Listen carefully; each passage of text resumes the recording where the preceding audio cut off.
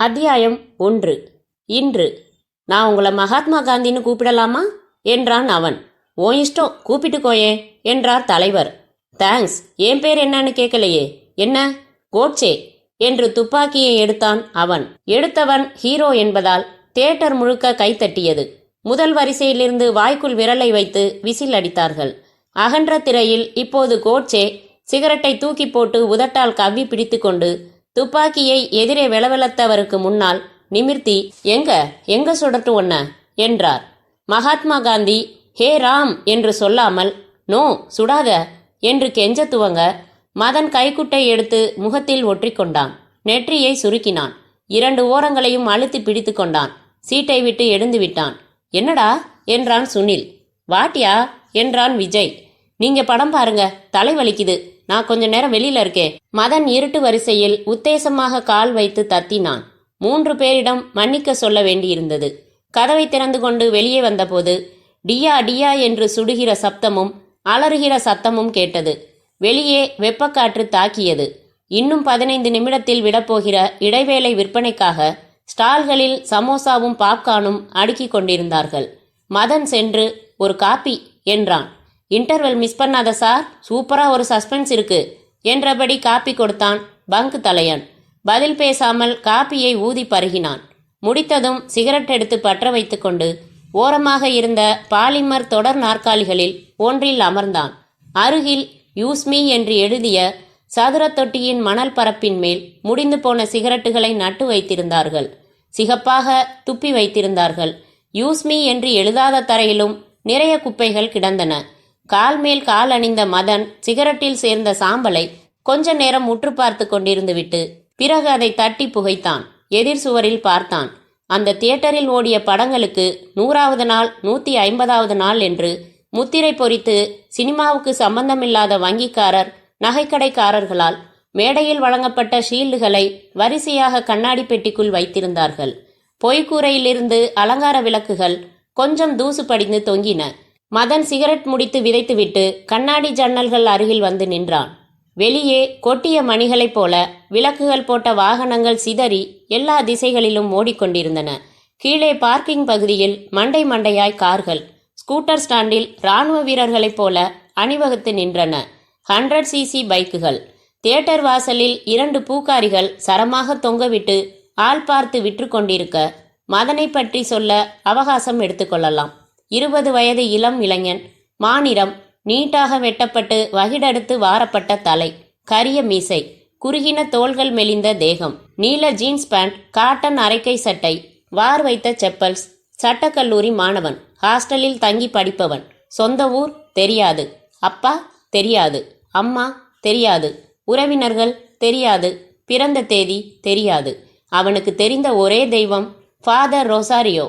தாம்பரத்தில் Saint heart Christian mission என்னும் வெளிநாட்டு அமைப்பின் கிளையாக அனாதை விடுதி நடத்தி வரும் ஃபாதர் ரொசாரியோ தான் அவனுக்கு எல்லாம். அங்கேதான் இவனுக்கு 1 வயது இருக்கும்போது வெளியே உள்ள தொட்டியில் போட்டுவிட்டு சென்றால் முகம் தெரியாத தாய். அதற்கு பிறகு அவன் அந்த அமைதி இல்லத்தின் உறுப்பினரானான்.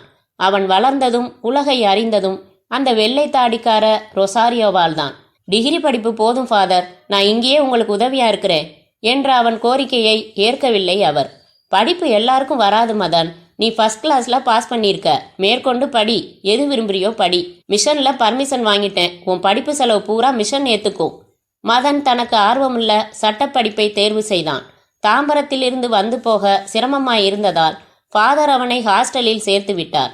மதன் ஃபாதரை கேட்காமல் செய்கிற ஒரே காரியம் தம்மடிப்பதுதான்.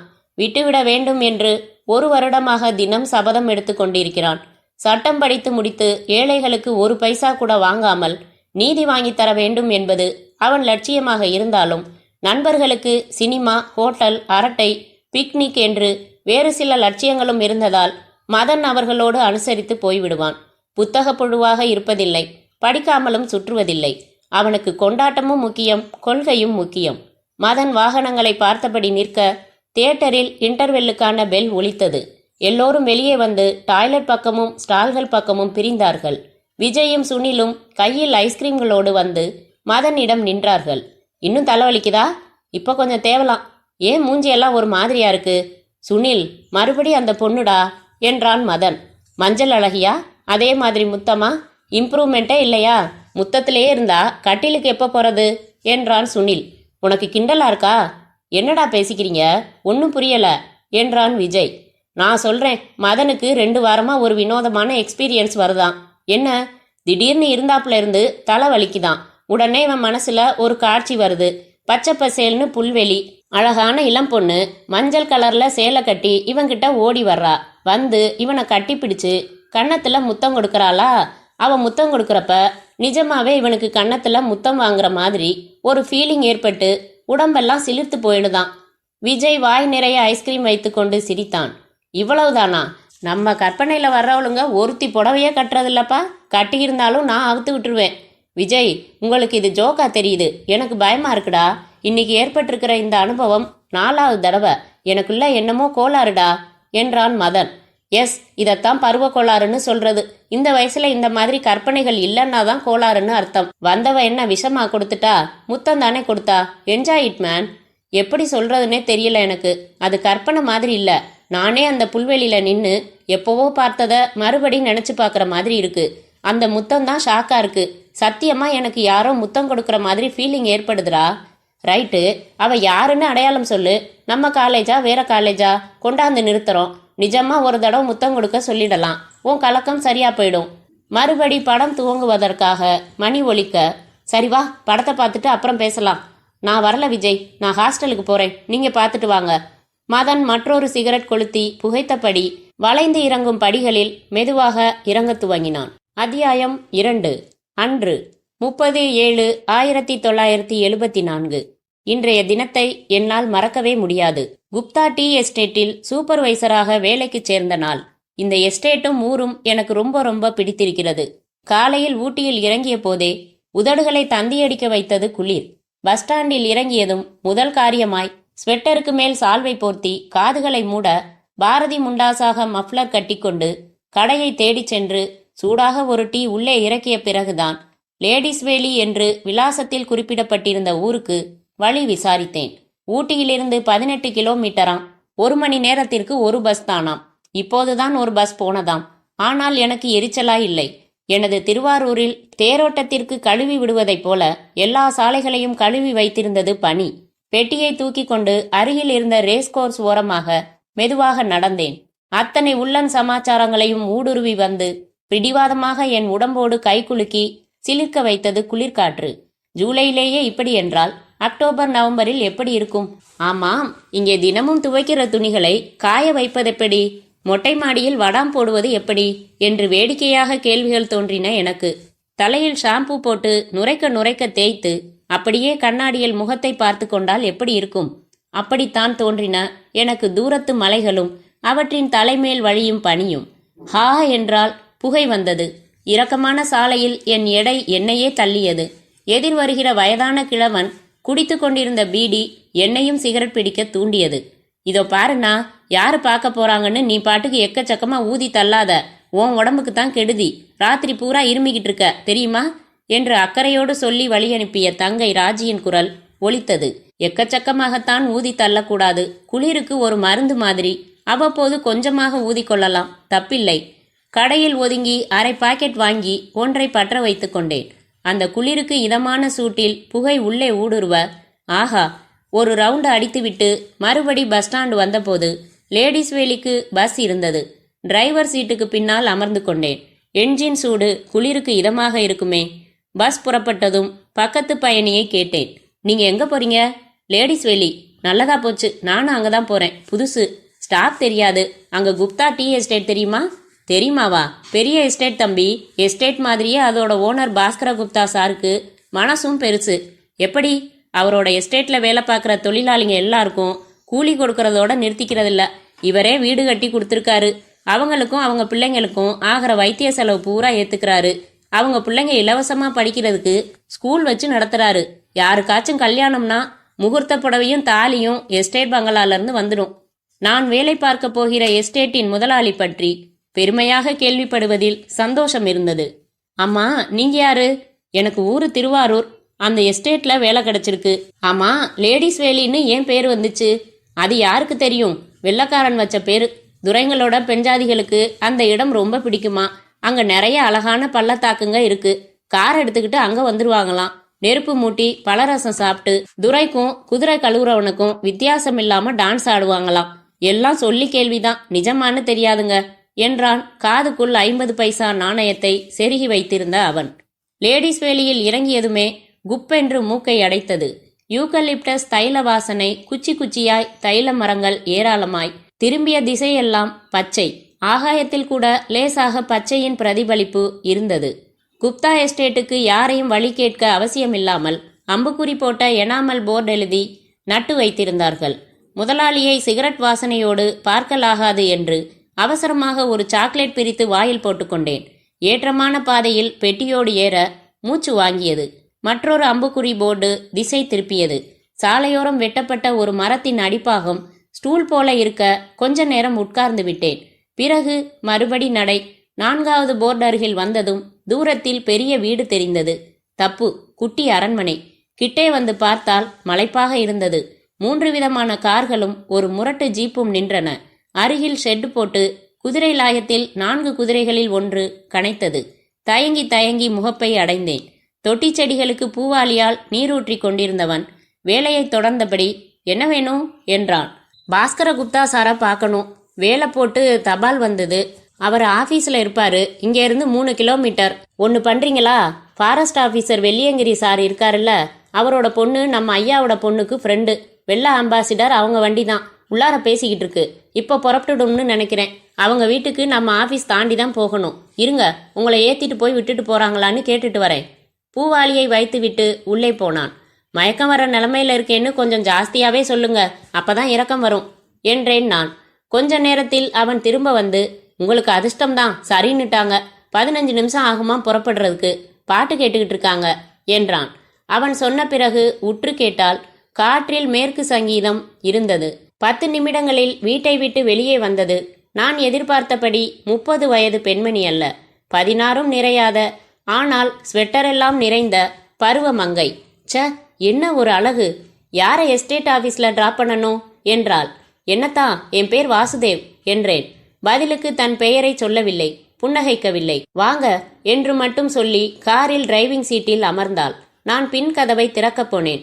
சூட்கேஸை மட்டும் பின் சீட்டில் வச்சுட்டு நீங்க முன் சீட்டில் உட்காருங்க, இல்லைன்னா நீங்க முதலாளி, நான் டிரைவர் மாதிரி தெரியும் என்றாள். எங்க ஊர்ல எல்லாம் பக்கத்து பக்கத்துல உட்காந்து போனா வேற மாதிரி தெரியும். பரவாயில்ல, நீங்க சொல்லிட்டீங்க, நான் முன்னாலேயே உட்கார்ந்துடுறேன் என்றேன். அமர்ந்ததும் கார் புறப்பட்டது. சைடு போஸிலும் அழகாய் இருந்தாள். இப்போதுதான் மொட்டை விழுந்த புஷ்பம் போல். சின்ன உதடுகள், சுருள் கேசம், கும் என்று கன்னங்கள், முழங்கால் வரை கவுன், மேலே ஒரு ஸ்வெட்டர், சாக்ஸ் அணிந்து கட்ஸு அணிந்திருந்தாள். அவள் தோற்றத்தில் வளர்ப்பு பின்னணி தெரிந்தது. ஆங்கிலம் அருவியாக கொட்டும் என்று யூகிக்க முடிந்தது. அப்பா ஃபாரஸ்ட் ஆபீசர் வேலையை ஏதோ சும்மா பொழுதுபோக்குக்காக செய்து மற்றபடி வேறு வசதிகள் இருக்க வேண்டும். ஏதாவது பேச வேண்டுமே என்பதற்காக, பேசும்போது என்னை ஒரு தடவை திரும்பி பார்ப்பாள் என்பதற்காக, நான் குப்தா சார் எஸ்டேட்ல சூப்பர்வைசரா சேரப்போறேன் என்றேன். அவள் திரும்பி பார்க்காமல் தொடர்ந்து ஓட்டியபடி, உங்க பேரு வாசுதேவ், ஊரு திருவாரூர், அப்பா இல்ல, அம்மா, ஒரு தங்கை மட்டும். நீங்க எம்எஸ்சி பாட்டனி படிச்சிருக்கீங்க. 3 வருஷமா வேலை கிடைக்கல. சின்ன சின்னதா 7 இடத்துல வேலை பார்த்த அனுபவம் உண்டு. கார் டிரைவிங் தெரியும், நீச்சல் தெரியும், டைப்ரைட்டிங் தெரியும். கார் ஓட்டுறவங்க பக்கத்துல உட்காந்து உர்ரு உர்ருன்னு சைட் அடிக்க தெரியும். கரெக்டா உங்க டீடைல்ஸ் என்றாள்.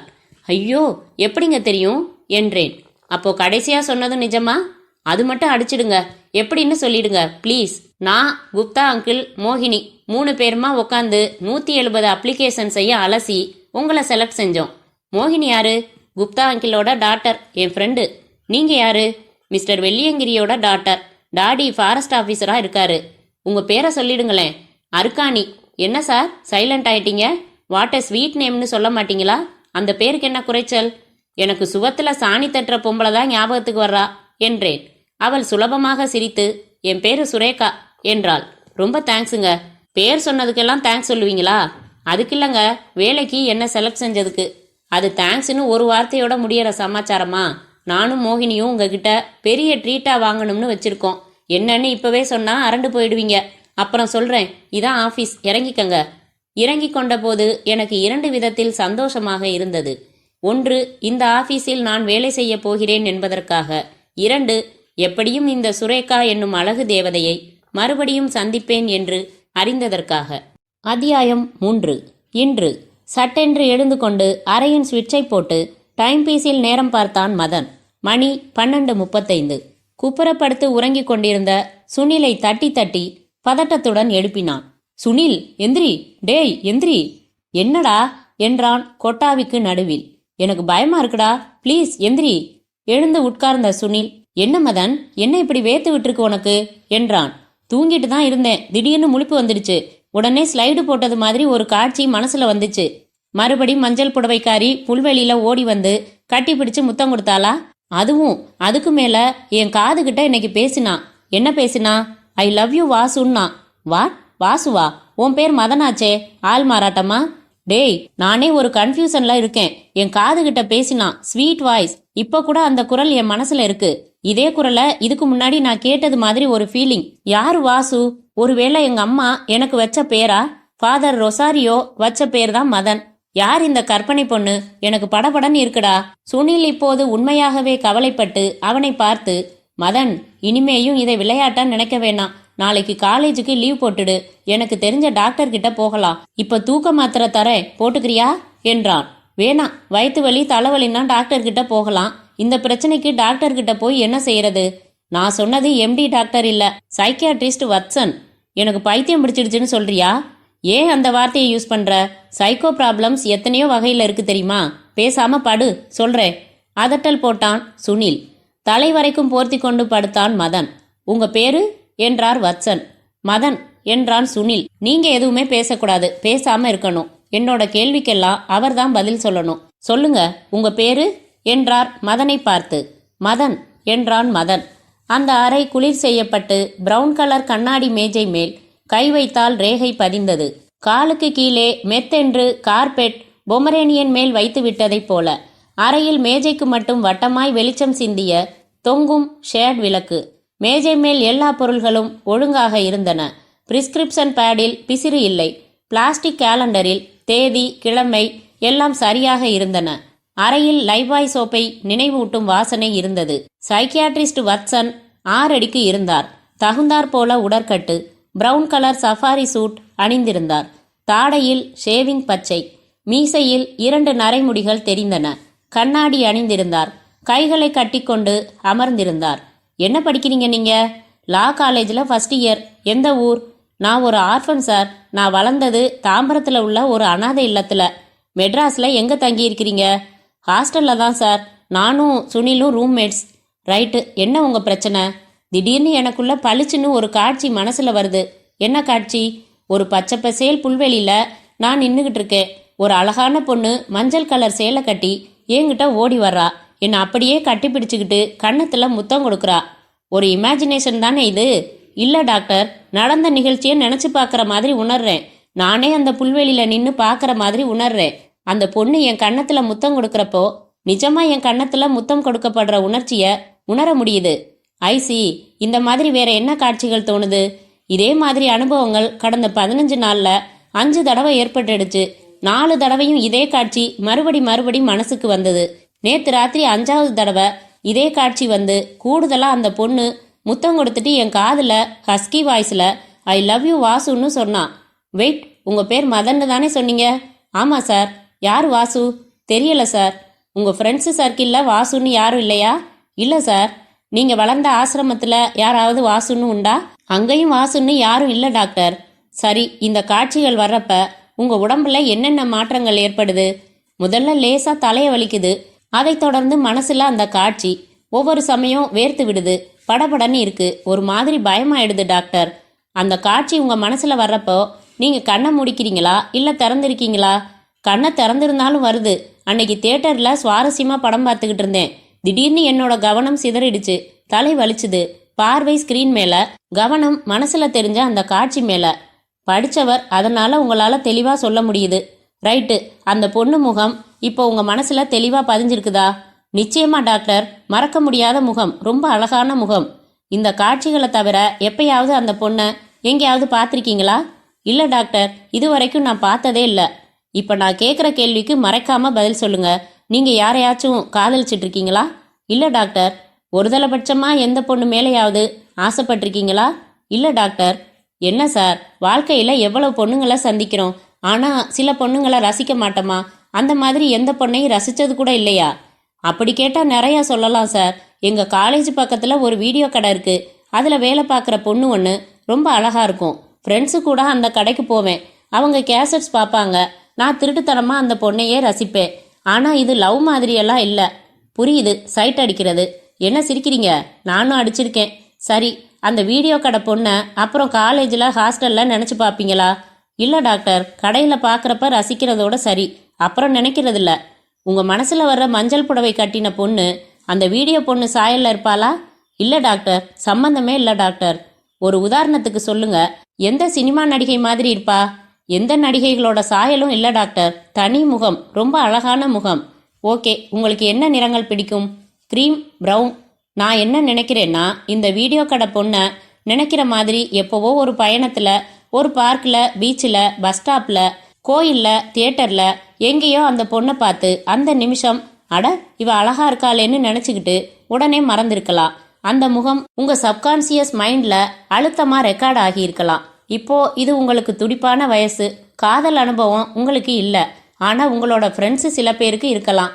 அதனால் உங்களுக்கும் ஒரு காதல் இருந்தால் பரவாயில்லையேன்னு உங்களுக்கே தெரியாமல் ஒரு ரகசிய ஏக்கம் உள்ளே ஏற்பட்டிருக்கலாம்.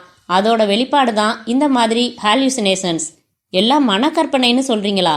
கற்பனையில் ஒரு வகை, பட் நடந்ததை நினைக்கிற மாதிரி இருக்கே. கனவு காண்றீங்களே விதவிதமா, அந்த கனவுகள் டெக்ஸ்டாவா வருது? விஷுவல் தானே. ஒரு காட்சியே கனவா வருது இல்லையா? ஒரு மாட்டு வண்டியில் சந்திரனுக்கு போயிட்டு இருக்கிற மாதிரி கனவு வருதுன்னு வைங்க. ஹை ஹைன்னு கயிறை பிடிச்சு நீங்களே வண்டியை ஓட்டுற மாதிரி தான் உணர்வீங்க இல்லையா? அது நிஜமா? நிஜம் மாதிரி உங்களை நினைக்க வைக்கிற ஃபேண்டசி கனவு. அந்த மாதிரி தூங்காமலேயே கனவு மாதிரி நிஜம் மாதிரி தோணும் இந்த ஹாலுசினேஷன்ஸ். டாக்டரையே பார்த்து கொண்டிருந்தான் மதன். ரொம்ப பயந்துருக்கிறான் டாக்டர் என்றான் சுனில். இதில் பயப்படுறதுக்கு எதுவுமே இல்லை. Purely imaginations with some extra dimensions.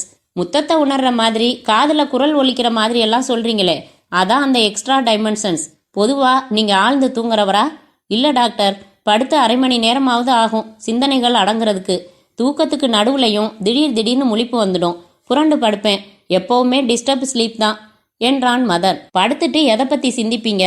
To be frank doctor, எனக்கு பகலில் ஃப்ரெண்ட்ஸோட பழகிறப்ப, காலேஜுக்கு போகிறப்ப எல்லாம் இல்லாத ஒரு சுய இரக்கம் ராத்திரிகளில் படுக்கையில் படுத்ததும் வந்துடும். கொஞ்சம் விபரமா சொல்லுங்க. என்னை பற்றி கேள்விகள் வந்துடும் டாக்டர். நான் யாரு, என் குடும்ப பின்னணி என்ன, எதனால் எங்கள் அப்பா அம்மா ஒரு வயசு குழந்தையா இருக்கிறப்பவே என்னை நிராகரித்து அனாதை விடுதியில் போட்டாங்க, என்ன பிரச்சனை அவங்களுக்கு, நான் முறையாக பிறந்த குழந்தை இல்லையா, என் மேலே என்ன தப்பு, இப்போ அவங்க உயிரோடு இருக்காங்களா இல்லை செத்து போயிட்டாங்களா, நான் சாகிறதுக்குள்ள என் அம்மா யாருன்னு தெரிஞ்சுக்கவே முடியாதா, அவங்கள பார்க்கவே மாட்டேனா, இந்த மாதிரியான ஆதங்கம் மனசுல பொங்கும் டாக்டர் என்று சொன்ன போதே மதனுக்கு குரல் கரகரத்து விட்டது. வத்சன் அமைதியாகிவிட்டார். சுனிலுக்கும் கஷ்டமாக இருந்தது. டாக்டர் என்று தொடர்ந்தான் மதன். ஒரு அனாதைக்கு ஆதரவு தரலாம், அவனை வளர்க்கலாம், அவனை படிக்க வைக்கலாம், பெரிய மனுஷன் ஆக்கலாம், எல்லாம் செய்யலாம். ஆனா அவனோட அடி மனசு கேள்விகளுக்கு மட்டும் பதில் சொல்லவே முடியாது டாக்டர். உண்மைதான், உங்க ஃபீலிங்ஸை என்னால புரிஞ்சுக்க முடியுது. பல சமயம் பாத்ரூம் உள்ள போய் தாழ்பால் போட்டுக்கிட்டு ஓன்னு கதறி அழுதிருக்கேன் டாக்டர். எப்பவுமே ஒரு தவிப்பு மனசுல இருக்கிற எனக்கு ஆழமான நிம்மதியான தூக்கம் எப்படி வரும் டாக்டர்? நியாயம்தான், ஆனா இந்த உளைச்சலும் டென்ஷனும் உடம்புக்கு நல்லதில்ல. உங்க மனசுல இருக்கிற இந்த எண்ணங்களோட இரைச்சல் முதல்ல குறையணும். சில டேப்லெட்ஸ் எழுதி தரேன், சில மனப்பயிற்சிகள் சொல்லித்தரேன். உங்களுக்கு மெடிடேஷன் பண்ண தெரியுமா? தெரியாது டாக்டர், நான் சொல்லித்தரேன். நாளைக்கு ஏர்லி மார்னிங் காலி வயத்தோட என்னை வந்து பாருங்க. மாடியில் தான் வீடு, 6 மணிக்கு வாங்க என்றார் வத்சன். மருந்து எழுதி தரேன்னு சொன்னீங்களே என்றான் சுனில். நாளைக்கு எழுதி தரேன் என்றார். இருவரும் எழுந்து கொண்டு கை குலுக்கி விட்டு விலகி வந்து சாலையில் சிகரெட் பிடித்தபடி நடந்தபோது மதன் சொன்னான், இல்லடா, அவர் என்னமோ ஒரு வகை கற்பனைன்னு டெக்னிக்கலாக பேசுகிறாரு. ஆனால் எனக்குள்ள நடக்கிறத பரிபூர்ணமாக என்னால் தானே உணர முடியும். இது கற்பனை இல்லை. உனக்கு டாக்டரை விட ரொம்ப தெரியுமா? இல்லை, ஆனால் இது கற்பனை இல்லைன்னு மட்டும் அழுத்தமாக படுது. வேற என்ன? அது தெரிஞ்சா ஏன் டாக்டர்கிட்ட வரப்போகிறோம்? சரி, நாளைக்கு வந்து பார்க்கலாம் என்று சொன்ன மதன் சட்டென்று சாலையோரமாய் நின்று விட்டான். என்னடா இரு என்று ஒரே திசையில் பார்த்தான். ஒரு நிமிடத்திற்கு பிறகு, இப்ப மறுபடி அதே காட்சிடா மறுபடி காதுகிட்ட அவ ஐ லவ் யூ வாசுன்னு சொல்லிட்டு எப்ப கல்யாணம் செஞ்சுக்கலான்னு கேட்டா. இப்போ உன் கூட பேசிக்கிட்டு தானே வந்தேன். என் சிந்தனை பூரா உன் கூட பேசுறதுல தானே இருந்துச்சு. இப்ப எப்படி கற்பனை வரும்? நான் நினைச்சு பார்க்காம என் முயற்சி இல்லாம எப்படி கற்பனை வரும் என்றான். எப்பா, நாளைக்கு டாக்டரை கேளு, உன் கேள்விக்கெல்லாம் பதில் சொல்வாரு. அனாவசியமா நீ ரொம்ப பயப்படுறன்னு தான் எனக்கு படுது என்றான் சுனில். அத்தியாயம் 4. அன்று 7/8/1974. இன்றைக்கு குப்தா எஸ்டேட் முதலாளி பாஸ்கர குப்தா சார் பங்களாவில் எனக்கு டின்னர் விருந்து கொடுத்தார்கள். பாஸ்கர குப்தா சார் என்னை விருந்துக்கு அழைத்த போது என்னால் நம்பவே முடியவில்லை. எவ்வளவு பெரிய கோடீஸ்வரர் அவர்! நான் புதிதாக வேலைக்கு சேர்ந்திருக்கும் சாதாரண எஸ்டேட் சூப்பர்வைசர். ஆனால் அவருக்கு ஒரு தொழிலாளியை பிடித்துவிட்டால் நண்பனைப் போல மனம் விட்டு பழக துவங்கி விடுவாராம். இப்படித்தான் திடீரென்று விருந்து கொடுத்து ஆச்சரியப்படுத்துவாராம் சொன்னார்கள். இந்த ஒரு வாரத்தில் அவர் மனம் கவரும்படி நான் என்ன செய்துவிட்டேன் என்று யோசித்து பார்த்தேன். விருந்து முடிந்ததும் பீடா சாப்பிடும்போது அவரே சொன்னார். 3 சந்தர்ப்பங்களில் என்னை எனக்கே தெரியாமல் சோதனை செய்தாராம். 3 முறையும் நேர்மை தவறாமல் பொய் பேசாமல் நியாயமாக நான் நடந்து கொண்டேனாம். அந்த சந்தர்ப்பங்களை குறிப்பிட மறுத்துவிட்டார். என்றைக்கும் அவரின் பிரியத்துக்குரியவனாக நான் இருக்க வேண்டும் என்று சொன்னார். அவர் மகள் மோகினியை விட்டு என்னை நான் தங்கியிருந்த எஸ்டேட் அலுவலகத்தில் டிராப் செய்ய சொன்னார். மோகினி கொஞ்சம் சுமாரான பெண்தான். அவள் கொஞ்சம் ரிசர்வ்டு, அதிகம் பேசுவதில்லை. வெஸ்டர்ன் மியூசிக் ஒன்று இருந்தால் போதும், ஆக்சிஜன் கூட தேவையில்லை. காரில் அவள் அருகில் பயணம் செய்தபோது என்னமோ எனக்கு சுரேகா பற்றி கேட்க வேண்டும் போல இருந்தது. வேலையில் சேர்ந்த தினத்திற்கு பிறகு நான் சுரேகாவை சந்திக்கிற வாய்ப்பே அமையவில்லை. கேட்பது அதிக பிரசங்கித்தனம் என்று தெரிந்தாலும் கேட்டுவிட்டேன். அவ குன்னூர் போயிருக்கா, அங்க அவளுக்கு சித்தி வீடு இருக்கு, நாளைக்கு வரதா ஃபோன் செஞ்சா. உங்களை பத்தி கூட விசாரிச்சா என்றாள் மோகினி. என்ன பத்தியா? அந்த தேர் பையன் நல்லா வேலை கத்துக்கிறாரா, தேருவாரான்னு கேட்டா. தேர் பையனா? உங்க ஊர் திருவாரூர் இல்லையா, அதனால உங்களுக்கு தேர் பையன்னு பேர் வச்சிருக்கா. எல்லாருக்கும் பேர் வச்சிடுவா அவ. எஸ்டேட் ஆபீஸில் இறங்கி கொண்டதும் உள்ளே நடந்தபடி யோசனை செய்தேன். சுரேகாவுக்கு அதே மாதிரி நான் ஒரு செல்ல பெயர் வைப்பதென்றால் என்ன பெயர் வைக்கலாம்? உள்ளே மிஸ்டர் மனசாட்சி என் மண்டையில் தட்டி, செல்லப்பெயர் வைக்கிற அளவுக்கு அவ உனக்கு ரொம்ப உரிமையோ என்றது. அவ மட்டும் வைக்கலையா என்று வாதாடினேன். அது செல்லப்பெயர் இல்லை, கிண்டல் பெயர் என்று எதிர்வாதம் செய்தார் மனசாட்சியார். அலுவலகத்தின் சைடில் ஒரு தனியறை இருக்கிறது. அதில்தான் என்னை தங்க அனுமதித்திருக்கிறார்கள். அலுவலகம் என்பது மொத்தம் 4 பேர்களை கொண்டது. அருகில் கோடோன் உள்ளது. அங்கேதான் தினமும் தினக்கூலி அடிப்படையில் நிறைய பேர் வேலை பார்ப்பார்கள். எனக்கு ஒரு வாரத்தில் இந்த லேடிஸ் வேலி ஊர் ரொம்ப பிடித்து விட்டது. எனது வேலைகள் ஓரளவு புரிந்துவிட்டன. கொஞ்சம் வழிகளும் பதிந்துவிட்டன. எனது உபயோகத்திற்கென ஒரு ராஜ்தூத் மோட்டார் பைக் கொடுத்திருக்கிறார்கள். அலுவலகத்தில் மேனேஜர் இருக்கிறார். சிவராசன் என்று பெயர். 50 வயதுக்காரர். நெற்றியில் எப்போதும் குங்குமம். அம்பாள் பக்தர். ரொம்பவும் மரியாதை தருபவர். திறமைசாலி. எனக்கு தினசரி உத்தரவுகள் அவரிடம் இருந்துதான். அங்கங்கே பிரிந்து கிடக்கும் குப்தா எஸ்டேட்டில் இன்று எந்த பகுதியில் என்ன காரியம் நடக்க வேண்டும் என்று தீர்மானிக்கிறவர் அவர்தான். அந்த வேலைகளை அந்தந்த ஸ்பாட்டுகளுக்கு போய் செயல்படுத்த வேண்டியது என் பொறுப்பு. நான் புதியவன் என்பதால் வேலையிலிருந்து ஓய்வு பெறும் மற்றொரு வயதான சூப்பர்வைசர் என்னோடு தினம் வந்து சொல்லித் தருகிறார். இன்னும் ஒரு வாரத்திற்கு பிறகு நான் மட்டும் தனியாக செயல்பட வேண்டும். அம்மாவுக்கும் தங்கைக்கும் இன்று விரிவாக ஒரு கடிதம் எழுதி போட்டேன். அவர்களை பிரிந்து வந்திருப்பது கொஞ்சம் கஷ்டமாகத்தான் இருக்கிறது. 8/8/74. இன்று காலையில் 8 மணிக்கும் அதிகாலை மூடில்தான் பிரதேசம் இருந்தது. சோம்பேறி சூரியனை இன்னும் காணவில்லை. சாம்பிராணி போட்டுவிட்டது போல பனிமூட்டம் இருந்தது. இந்த வெடவெடக்கும் குளிருக்கு என் உடல் அட்ஜஸ்ட் ஆகி ரசிக்க துவங்கிவிட்டது. பைக்கில் எஸ்டேட்டை நோக்கி போய்க் கொண்டிருந்தேன். லைட் போட்டுக்கொண்டு ஓட்ட வேண்டியதாயிருந்தது. மங்கி குல்லா, கழுத்து வரை மூடிய ஸ்வெட்டர், கைகளில் கிளவுஸ், 2 சாக்ஸ் போட்டு ஷூ என்று நான் குளிருக்கு எதிர்ப்பு காட்டியிருந்த போதும் உள்ளே மயிலிறகால் வருடி விட்டதைப் போல சிலிர்ப்பு இருந்தது. ரேஸ் காகிதம் சுற்றினதைப் போல தெரிந்தன செடிகளும் பூக்களும். மலைகள் தொலைந்து போயிருந்தன. பைக்கை ஓரமாக நிறுத்திவிட்டு புதிய வானம், புதிய பூமி, எங்கும் பனிமழை பொழிகிறது என்று எம்ஜிஆர் மாதிரி பாட வேண்டும் என்று உற்சாகம் கொப்புளித்தது. தூரத்தில் மசமசப்பாக நின்று யாரோ கையசைப்பது தெரிந்தது. கிட்டே வந்து பிரேக் அடித்து பார்த்தால் சுடிதார் போட்ட சுரேகா. ஹாய் வாசுதேவ், நீங்களா என்றாள். ஹலோ, என்ன இங்க என்றேன் அருகில் நின்ற அவள் காரை கேள்விக்குறியுடன் பார்த்து. குன்னூர்ல என் சித்தி வீட்டுக்கு போயிருந்தேன். 10 மணிக்கு மேலே புறப்பட்டு போகணும்னு சொன்னாங்க. நான் கேட்காம சீக்கிரமாக புறப்பட்டு வந்தேன். என்ஜின் ஸ்ட்ரக்கப் ஆகிடுச்சு. நல்ல வேலையாக உங்களை பார்த்துட்டேன். என்ன எங்கள் வீட்டில் ட்ராப் பண்ணிடுறீங்களா ப்ளீஸ்? ஷூர் என்றேன். வண்டி அப்புறம் டிரைவர் அனுப்பி எடுத்துக்கிறேன். 1 மினிட் என்று காருக்குள்ளிருந்து ஒரு பேக் எடுத்து ஸ்கூல் செல்லும் குழந்தை மாதிரி கைகளை நுழைத்து முதுகில் மாட்டிக்கொண்டாள். மிக சகஜமாக பைக்கில் பின்னால் அமர்ந்து கொண்டதோடு பிடிப்புக்கு என் தோளில் கையை வைத்து கொண்டாள். நான் உற்சாக வெள்ளத்தில் மிதந்தேன். பைக்கை திருப்பி ஓட்டத் துவங்கினேன். எனக்கு கொஞ்சம் கார் மெக்கானிசம் கூட தெரியும் என்றாலும் இந்த சூழ்நிலையில் அவளின் அருகாமையில் ஒரு நெருக்கமான பயணத்தை மனம் விரும்பியதால் வாயை திறக்கவே இல்லை. அவள் போட்டிருந்த சென்ட் என்னை என்னமோ செய்தது. காற்றில் பறந்த அவள் கூந்தலின் ஒரு உதிரி கொத்து என் காதில் லேசாக உரசி கிச்சு கிச்சு மூட்டியது. அவளின் தொடல் எனக்குள் மின்சாரத்தை பாய்ச்சி கொண்டிருந்தது. என்ன மிஸ்டர் வாசுதேவ், இந்த ஊர் பிடிச்சிருக்கா என்றாள். பிடிக்கலன்னு ஒருத்தன் சொன்னா அவனை விசாரணையே செய்யாம நரகத்துக்கு அனுப்பிடலாம். எஸ்டேட் வேலையெல்லாம் கத்துக்கிட்டீங்களா? பாதி கத்துக்கிட்டு இருக்கேன். பிடிச்சிருக்கு. எஸ்டேட்ல வேலை பார்க்குற பொண்ணுங்களை எல்லாம் சைட் அடிக்கிறீங்களாமே. சே, ஜோசியம் சொல்றேன்னு கையை தொட்டு பார்க்குறீங்களாமே. எப்போ ட்ரீட் எனக்கும் மோகினிக்கும்? நீங்க தான் ஊர்லயே இல்லையாமே, விசாரிச்சிங்களா? ஆமா, மறுபடி உடனே பார்ப்போம்னு நினைச்சேன். சித்தி வீட்டில் சும்மா 4 நாள் தங்கலாம்னு தான் போனேன். அங்கே சித்தி பொண்ணு திடீர்னு பெரிய மனுஷி ஆகிட்டா. அதனால சின்ன ஃபங்க்ஷன் வச்சோம். உங்களோட கூட பிறந்தவங்க எத்தனை பேருங்க? நான் மட்டும்தான். அம்மா இல்லை, அப்பா மட்டும்தான். ஒரே பொண்ணு, தாயில்லா பொண்ணுங்கிறதுனால எக்கச்சக்கமாக செல்லம் கொடுத்து என்னை கெடுத்துட்டாரு. என்ன கெட்டுட்டீங்க இப்ப? திருவாரூர் பொண்ணுங்க மாதிரி இல்லையேனா? ஆம்பளை மாதிரி சுதந்திரமா ஊர் சுத்துறேன். எதை பற்றியும் கவலைப்படாம எல்லார்கிட்டையும் அரட்டை அடிக்கிறேன். அடக்கம் ஒடுக்கம் இன்னும் என்னென்னவோ சொல்வாங்களே, அதெல்லாம் கிடையாது. அதெல்லாம் மனசுல இருந்தா போதுங்க. இப்போ காலம் மாறிடுச்சு.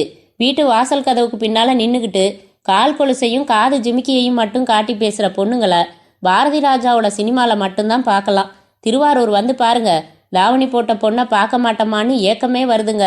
எல்லாம் மிடி சுடிதார்னு போட்டுக்கிட்டு வீட்டை விட்டு வெளியில புறப்பட்டுடுறாங்க.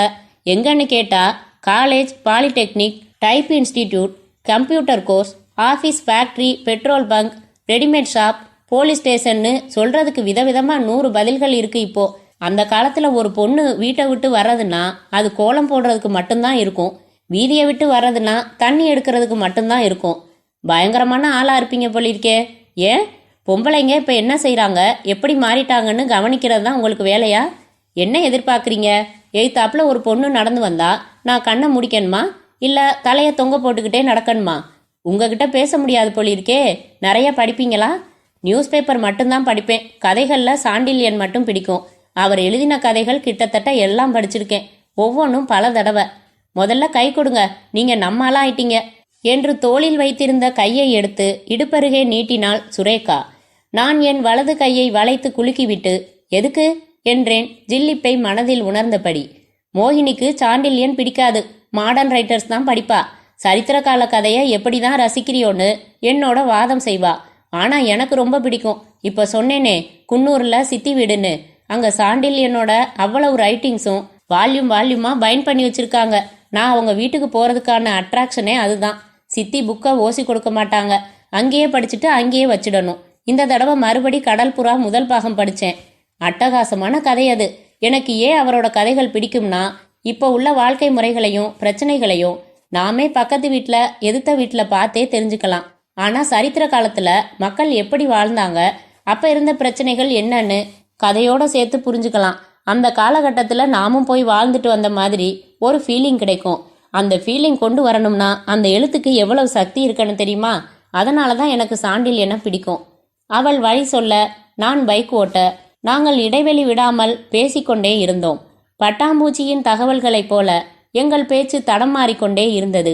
சாண்டில்யனில் இருந்து என் கல்லூரி வாழ்வில் கட்டுரை போட்டியில் பெற்ற பரிசு கோப்பை, அங்கிருந்து அவள் டென்னிஸில் பெற்ற கோப்பை, டென்னிஸ் அவளுக்கு கற்றுக் கொடுத்த அப்பா, அப்பா மேல் அவளுக்கும் அவள் மேல் அப்பாவுக்கும் உள்ள அழுத்தமான நட்பு பிளஸ் அன்பு பிளஸ் பாசம், என் அப்பா இறந்து போன சூழ்நிலை, அப்போது நான் எழுதிய கவிதை. அட, கவிதை கூட எழுதுவீங்களா? அம்மா என்னை வளர்க்கப்பட்ட கஷ்டங்கள், தங்கை ராஜியோடு செய்கிற குறும்பு விளையாட்டுகள், அவள் காலேஜில் செய்த லூட்டிகள். இதான் எங்க வீடு, நிறுத்துங்க என்று சுரேகா சொன்னபோது எனக்கு பயணம் முடிந்து விட்டதில் ரொம்ப ஏமாற்றமாக இருந்தது. வாசலில் ஜீப் நின்றது. யூனிஃபார்ம் அணிந்த டிரைவர் தவிர ஃபைல்களோடு சிலர் நின்று காத்திருந்தார்கள்.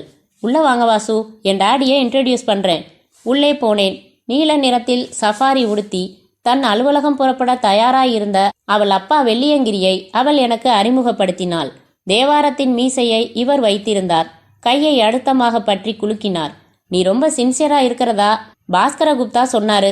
அவர் லேஸ்ல யாரையும் பாராட்டிட மாட்டாரு. Keep it up. All the best. எனக்கு லேட் ஆகுது, புறப்படுறேன்.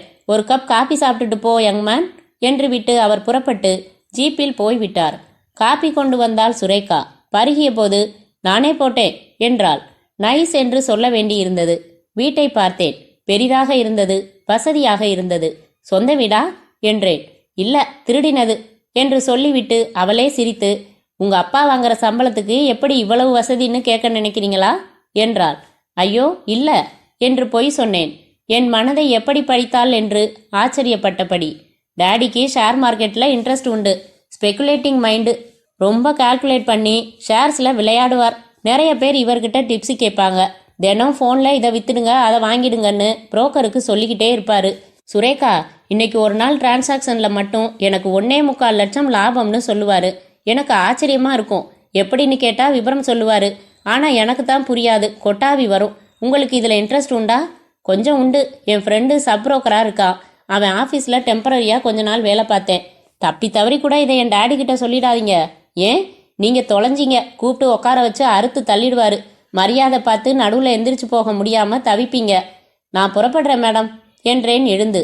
ஐயோ, நான் என்ன விக்டோரியா மகாராணியா இல்லை உங்களுக்கு சம்பளம் கொடுக்குறவளா? எதுக்கு மேடம் மேடம்னு போட்டு என்ன வயசாக்குறீங்க? Call me just Surekha. இதுவே நீலம்னு சொல்லி மோகினி என்ன சுரேன்னு கூப்பிடுவா. அதுக்காக நான் அவ பேரை மோகின்னு ஆக்கிட்டேன். பேர் வைக்கிறதுல தான் நீங்கள் எக்ஸ்பர்ட் போலிருக்கே. எனக்கு என்ன பேரு? தேர் பையனா? நாக்கை கடித்து கொண்டது அழகா இருந்தது. இடியட் சொல்லிட்டாளா? சாரிங்க வாசு. வந்து இட்ஸ் ஓகே, நான் ரசிச்சேன். பதிலுக்கு உங்களுக்கு நானும் பேர் வச்சுட்டேன். என்ன அது? சஸ்பென்ஸ் என்று சொல்லி புறப்பட்டேன். அத்தியாயம் 5. இன்று மேட்டுப்பாளையத்திலிருந்து பல்சக்கரம் பொருத்தின குட்டி மலைப்பாதை ரயிலில் ஊட்டிக்கு பயணம் தொடர்ந்தார்கள் அவர்கள் 7 பேர் நண்பர்கள். சென்னை சட்டக்கல்லூரியில் படிப்பவர்கள்.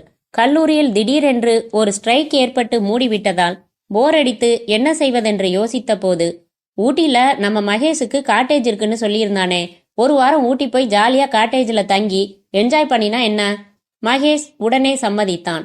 காட்டேஜில் இருக்கும் வாட்ச்மேனுக்கு ஃபோன் செய்து, இத்தனாம் தேதி வருகிறோம், காட்டேஜை சுத்தமாக வைத்துக்கொள், டிராவல்ஸுக்கு ஃபோன் செய்து ஊட்டி ஸ்டேஷனுக்கு கார் அனுப்பி வை என்று குறிப்புகள் சொல்லிவிட்டான்.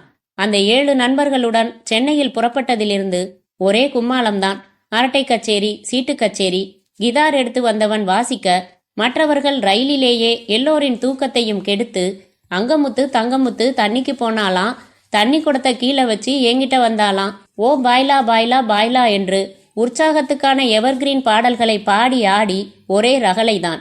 அந்த ரகளை இப்போது பகலில் ரயில் மாறி சின்ன ரயிலில் ஏறிய போது கொஞ்சம் அடங்கி எல்லோரும் 2 ஜன்னல்களின் வழியாக இயற்கை எழுதிய மௌன கவிதைகளை மொழி அவசியமின்றி படித்து கொண்டிருந்தார்கள். ஒருவன் நடுநடுவில் கேமராவில் காட்சியை கைது செய்தான். அந்த நண்பர்கள் குழுவில் 2 பேர் மட்டும் ஏற்கனவே நமக்கு அறிமுகமானவர்கள், சுனில் மற்றும் மதன். மதன் ஜன்னலோரம் அமர்ந்திருந்தான். சுவாரஸ்யமாக பார்த்து கொண்டிருந்தான். வாவ், பியூட்டிஃபுல் சுனில், அங்க பாரு, அந்த சரிவுல சின்ன சின்னதா வீடுங்களை பார்க்கறதுக்கு எவ்வளவு அழகா இருக்கு என்றான் மதன். ஆமோதித்து தலையசைத்தான் வாயில் கேக் வைத்திருந்த சுனில். ரயிலுக்குள் விளக்கெரிந்தது. உடனே அவசரமாக ஜன்னல்கள் மூடினார்கள் நண்பர்கள். ஏன் ஜன்னலை மூடுறீங்க? ஒரு இருட்டு டன்னல் வருதுப்பா, லைட்டு போட்டாங்கன்னா அதான் அர்த்தம், இல்லைன்னா புகையெல்லாம் உள்ள வந்துடும். சுனில், நீ ஊட்டி வந்ததில்லையா? தாம்பரத்தை விட்டு மெட்ராஸ் வந்ததே காலேஜ் படிப்புக்கு தான். அடுத்த வினாடிகளில் ரயில் ஒரு இருண்ட டன்னலுக்குள் நுழைந்து சில வினாடிகளில் வெளியே வந்ததும் மறுபடி ஜன்னல்களை திறந்தார்கள். மதன் திடீரென்று நெற்றியை பிடித்து கொண்டான். என்னடா, தலைவலிக்குதா? ஆமா, இரு என்று கையமர்த்தின மதன் பரபரப்பாக வெளியே பார்த்து கொண்டிருந்து விட்டு, டேய் சுனில், இதே ரயில்ல நான் வந்திருக்கிறது மாதிரி ஃபீல் பண்றேன். என் எதிரில் இப்ப நீ உட்கார்ந்துருக்கிற இடத்துல அந்த பொண்ணு இதே மாதிரி தான் சிரிச்சு பேசிக்கிட்டே வெளியில பார்த்துக்கிட்டு இருக்கோம். இதே மாதிரி டன்னல் உள்ள ரயில் போயிட்டு வெளியே வருது. இப்ப பாரேன், இந்த பக்கம் மரியா ஸ்பிரிங்ஸ்னு ஹாஸ்பிட்டாஸ்ல எழுதின ஒரு ஃபேக்டரி கொஞ்ச நேரத்துல தெரியும். எனக்கு தெரியுது மனசுல என்றான் படபடப்பாக. மதன், என்னடா என்னென்னவோ சொல்ற? சுனிலும் அவனோடு சேர்ந்து டென்ஷனாக வெளியே பார்க்க ரயில் ஒரு திருப்பத்தில் திரும்பியதும் அவர்கள் காட்சிக்கு ஒரு சின்ன தொழிற்சாலை பொம்மை மாதிரி பள்ளத்தாக்கில் தெரிந்தது. அதன் ஆஸ்பெட்டாஸ் கூரையின் மேல் தனித்தனி எழுத்தாக மரியா ஸ்பிரிங் என்று சிவப்பு வர்ணத்தில் எழுதப்பட்டிருந்தது.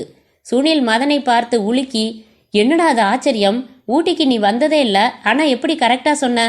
மதன் அரண்டு போயிருந்தான். தெரியலடா, கொஞ்சம் முன்னாடி என் மனசுல உணர்ந்தேன். இதே ரயில்ல நானும் அந்த பொண்ணும் பயணம் செய்யற மாதிரி, அப்போ டன்னல் வர மாதிரி, அந்த இண்டஸ்ட்ரிய பாக்குற மாதிரி. ஓ காட், இது எப்படி சாத்தியம்? புரியல. இதை எப்படி கற்பனையில சேர்க்கறது சுனில்? டாக்டரும் சொல்றாரு, நீயும் நம்ப சொல்ற. இல்ல மதன், இப்போ நான் சொல்லல. I agree with you. இது கற்பனை இல்ல, வேற ஏதோ. என்னப்பா நீங்களே குசுகுசுன்னு பேசிக்கிறீங்க என்றான் மகேஷ். சுனில் அவர்களிடம் மதனின் பிரச்சனையை விளக்கி தற்போது அவனுக்கு நேர்ந்த அனுபவம் சொல்லி முடித்ததும் எல்லோரின் முகத்திலும் உற்சாகம் வந்து போனது. ஜார்ஜ் என்பவன் சொன்னான், இது விஞ்ஞான உலகம். நான் சொல்றத நீங்க நம்புவீங்களோ மாட்டீங்களோ, ஆவிகளை பத்தி ஆராய்ச்சி நடத்துறாங்கப்பா. எனக்கு கொஞ்சம் இதுல எல்லாம் நம்பிக்கை உண்டு. என்ன சொல்ல வர்ற? இவனை ஏதோ ஆவி பிடிச்சிருக்கலாம். உளராத. ஆவி பிடிச்சா இவ்வளவு தெளிவா இவனால பேச முடியுமா? தனக்கு என்ன நடக்குதுன்னு சொல்ற தெளிவு இருக்குமா? ஆவி பிடிச்சிருந்தா விழுந்து புரண்டு கண்டதை போட்டு உடைச்சு ஆர்ப்பாட்டம் தானே செய்வாங்க. ஹி இஸ் டிஸ்கஸிங் ப்ராப்ளம்ஸ்பா. ஏன்பா, ஆவி பிடிச்சா இப்படித்தான் நடந்துப்பாங்கன்னு ஏதாச்சும் கோனார் நோட்ஸ்ல போட்டிருக்கா? சரி, ஆவி பிடிச்சிருக்குன்னே வச்சுக்கலாம். எந்த ஆவி? இவங்கிட்ட வந்து முத்தம் கொடுக்குதே, அந்த பொண்ணோட ஆவியா? இல்ல பின்ன? அவ இவனை என்ன பேர் சொல்லி கூப்பிட்டா? வாசுன்னு. அந்த வாசுவோட ஆவி இவன் உடம்புல புகுந்திருக்கலாம். நான் தெளிவா சொல்றேன், அந்த மஞ்சள் புடவைக்காரியும் வாசுவும் லவ்வர்ஸ். ஏதோ காரணத்துல காதல் தோல்வி அடைஞ்சு வாசு செத்து போயிட்டான். செத்து போன வாசுவோட ஆவி இவன் உடம்புல அப்பப்ப வந்துட்டு போகுது. அந்த ஆவி இவனுக்குள்ள வர்றப்ப இவன் மதனா இல்லாம வாசுவா இருக்கிறதால இவன் மனசுல ஆவியோட நிராசைகள் அனுபவங்கள் உணர்றான். என்ன ஜார், ரொம்ப தான் பயமுறுத்துற என்றான் மதன். இதுல பயப்படுறதுக்கு எதுவும் இல்ல மதன். ஓ மேல வந்து அப்பப்ப தங்கிட்டு போற அந்த வாசுவோட ஆவிய ஓட்டிட்டா உனக்கு பிரச்சனை இருக்காது. என்னமோ ஓட்டுற மாதிரி சொல்றியே, ஆவிய ஓட்டுறதுன்னா எப்படி என்றான் சுனில். அதெல்லாம் எனக்கு தெரியாது. ஊட்டிக்கு போனதும் விசாரிக்கலாம். எல்லா ஊர்லயும் பேய் ஓட்டுறவங்க இருப்பாங்க. என் மேல ஆவி வந்திருக்குன்னு தீர்மானமே பண்ணிட்டீங்களா? வேற என்ன விளக்கம் சொல்வ உனக்கு நடக்கிறதுக்கு? மௌனமானான் மதன். அவன் விரல்கள் லேசாக நடுங்க அவர்களுக்கு முன்னால் வெளிப்படுத்தி கொள்ள விருப்பமின்றி பேண்ட் பாக்கெட்டுக்குள் நுழைத்து கொண்டான். ஊட்டிக்கு அவர்கள் வந்து சேர்ந்ததும் கார் தயாராக இருந்தது.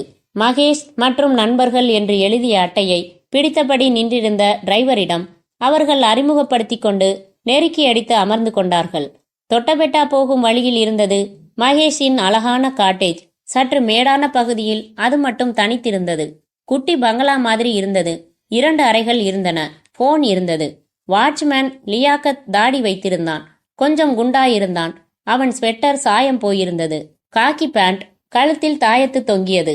எல்லோரும் நன்றாக சாப்பிட்ட பிறகு மணி பார்த்தால் 2 சீட்டு விளையாடலாம் என்று 3 பேருக்கு அபிப்பிராயம்.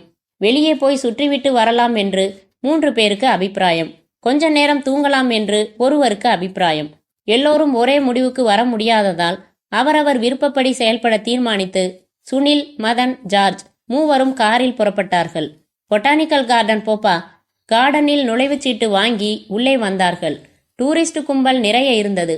ஒரு பக்கம் சினிமா ஷூட்டிங் நடந்து கொண்டிருந்தது. மெதுவாக மேகங்கள் தயங்கி நகர்ந்தன. பச்சை புல்வெளி மட்டும் தகதகத்தது. சரிந்து வளைந்து மடிந்து விரிந்த அந்த பச்சை பசேல் புல்வெளியை பார்த்ததும் அப்படியே நின்று விட்டான் மதன். என்னடா, மஞ்சள் புடவை கட்டினவ ஓடி வருவாளே, அது இதே புல்வெளியில தான் சுனில். இதுல இருந்து என்ன தெரியுது என்றான் ஜார்ஜ். என்ன? அந்த வாசு தன் லவ்வரோட ஊட்டிக்கு வந்திருக்கான். இல்லன்னா அவன் கல்யாணமானவன். ஊட்டிக்கு தன் பொண்டாட்டியோட அவன் ஹனிமூன் வந்திருக்கான்னு அர்த்தம். ஏன்பா, அவ ஓடி வர்றப்ப கழுத்துல கவனிச்சியா? தாலி இருக்கா என்றான் ஜார்ஜ். கிண்டலா இருக்கா உனக்கு என்றான் மதன். ஓகே சாரிப்பா, நம்ம வாட்ச்மேன் லியாக்கத்தை விசாரிச்சேன், கேட்டு சொல்றேன்னு சொல்லியிருக்கான். என்ன, பக்கத்துல பேயோட்டுறவங்க இருக்காங்களான்னு தான். மூவரும் மேற்கொண்டு நடக்க, சுனில் அங்க பாரு, நம்ம டாக்டர் வத்சன் என்றான் மதன். வத்சன் மற்றொரு நண்பரோடு புகைப்பிடித்தபடி வந்து கொண்டிருக்க இவர்கள் சென்று, ஹலோ டாக்டர், எங்க இப்படி என்றான் சுனில். ஹலோ ஃப்ரெண்ட்ஸ் என்று அழுத்தமாக கைகுலுக்கி, இங்க ஸ்டெர்லிங் ரிசார்ட்ஸ்ல எனக்கு 7 நாள் ஸ்லாட் இருக்கு. வருஷா வருஷம் தனியா வந்துடுவேன் கிளம்பி. How are you Madan? அப்புறம் ஏதாவது பிரச்சனை என்றார். உண்டு டாக்டர், ஊருக்கு வந்ததும் உங்களை பார்க்க நினைச்சேன். இங்க திடீர்னு பார்த்துட்டேன். ஆனா உங்க ஹாலிடே மூட கெடுக்கணுமான்னு பார்க்கறேன் என்றான் Madan. No problem, come on young man. ரயிலில் தனக்கேற்பட்ட அனுபவத்தை சொன்னான் மதன். தன்னோடு நின்ற நண்பரை கைகுலுக்கி அனுப்பிவிட்டு புல்வெளியில் உட்கார்ந்து சிந்தனையில் ஆழ்ந்தார் வத்சன். அவனையே உற்று பார்த்தார். ஆவி பிடிச்சிடுச்சுன்னு சொல்லி பயமுறுத்துறாங்க டாக்டர். நோ நோ, உங்களை க்ளோஸா அப்சர்வ் பண்ணணும். இப்ப நான் நினைச்சபடி அது ஹால்யூசினேஷன் இல்லையோன்னு தோணுது. எனக்கு வேற ஒரு சந்தேகம் வருது. நீங்க இந்த ஊட்டியில எத்தனை நாள் தங்க போறீங்க? 1 வாரம் டாக்டர். நானும் 1 வாரம் தங்குறேன். நான் இப்போ ஒரு சப்ஜெக்ட்ல ஒரு ஆராய்ச்சி பண்ணி புக்கு எழுதிக்கிட்டு இருக்கேன். என்ன சப்ஜெக்ட்னு அப்புறம் சொல்றேன். இங்க தான் நான் இருக்கேன் என்று ஹோட்டல் கார்டை கொடுத்தார். நீங்க தினம் காலையிலிருந்து ஊட்டி முழுக்க நல்லா சுத்துங்க. ஈவினிங் என் ரூமுக்கு வந்து உங்க அனுபவத்தை உணர்வை ஷேர் பண்ணிக்குங்க. Let me observe you. இது ஒன்றும் பேய் சமாச்சாரம் இல்ல, அதே மாதிரி வியாதியும் இல்ல, பயப்பட வேணாம். ஓகே என்றார் வத்சன். உங்ககிட்ட பேசினதும் கொஞ்சம் தெம்பா இருக்கு டாக்டர் என்றான் மதன். அத்தியாயம் 6. அன்று 17/9/1974. முதலில் சுரேகாவின் இதழ்களில் முத்தமிட்டதை இனி வருகிற ஜென்மங்களிலும் கூட மறக்க முடியாது. இதழ்கள் என்பது உடலில் ஒரு உறுப்பு. அதன் மீது மற்றொரு உறுப்பை ஒற்றி எடுப்பது என்பது ரொம்ப சாதாரணமான ஒரு காரியம்தான். இதற்கு விண்வெளி பயண வீரருக்கு போல பயிற்சிகள் எதுவும் தரப்பட வேண்டியதில்லை. எவரெஸ்டில் கொடி நாட்டுகிற சாதனையும் இல்லை. ஆனால் இந்த முத்தம் எவ்வளவு சங்கதிகளை சொல்கிறது. இவள் என்னை முத்தமிட அனுமதிப்பது என்னையே அங்கீகரிக்கிறதாகிறது. எனக்கு இவள் மீதான உரிமை நிலைநாட்டப்படுகிறது. நெருக்கமான நேசத்திற்கு பாதை திறக்கிறது. உடலில் ஏற்படும் உணர்வு கிளர்ச்சியை விட இந்த மற்ற விஷயங்கள்தான் என்னை ரொம்பவும் சந்தோஷப்படுத்தியது.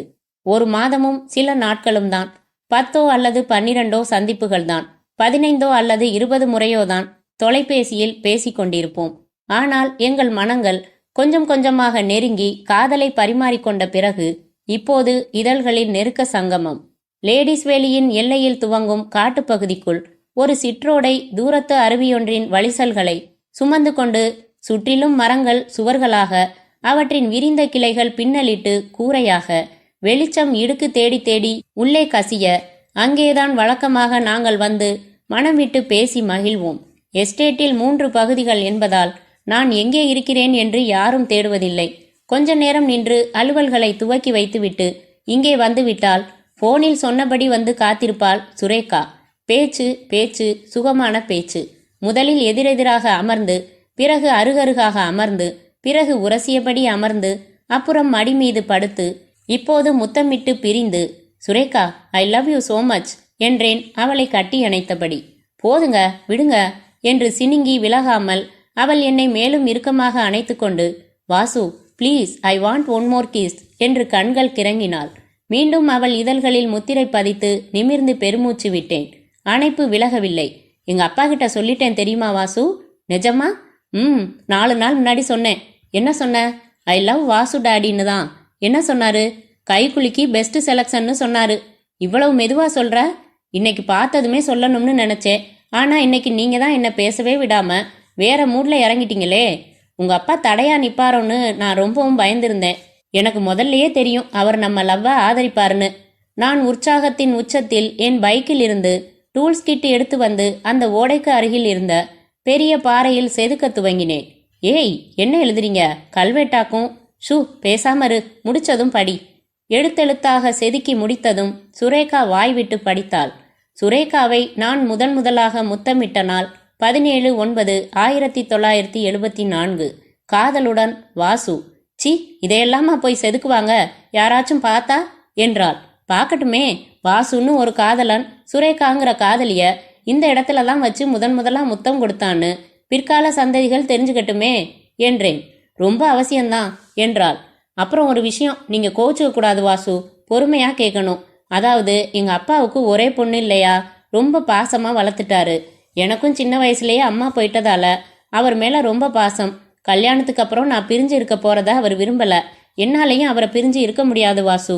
அதனால என்றேன். ஊர்ல இருக்கிற உங்க அம்மா தங்கையையும் கூட்டிட்டு வந்துருங்க.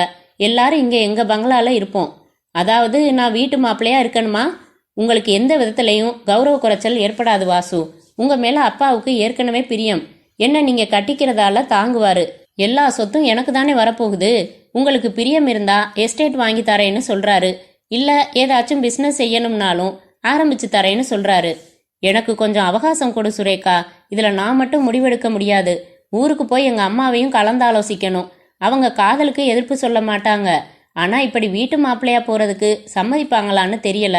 அப்படியே சம்மதிச்சாலும் அவங்க என்னோட தங்க மாட்டாங்க. சம்பந்தி வீட்டுல எப்படி இருப்பாங்க? அவங்களுக்குன்னு ஒரு கௌரவம், தன்மானம் எல்லாம் இருக்குமில்ல என்றதும் சுரேகாவின் முகம் வாடிவிட்டது. வாசு, என்னால எங்க டாடியை பிரிய முடியாது, உங்களையும் மறக்க முடியாது. நான் சொன்ன மாதிரியே முடிவெடுங்க பாஸ். சப்போஸ் ஒன்று நீ என்ன மறக்கணும், இல்லைன்னா டாடியை பிரியணும்னு நிலமை வந்தா என்ன செய்வ சுரேகா? ஏன் இப்படி எடக்கு முடக்கா கேட்குறீங்க? சிக்கலான கேள்வி இது. என்னை அவஸ்தை பண்ணாம ஊருக்கு போயிட்டு வந்து நல்ல பதில் சொல்லுங்க வாசு என்றாள் சுரேகா. எனக்கு கொஞ்சம் சங்கடமாக இருந்தது இந்த கேள்விக்கு.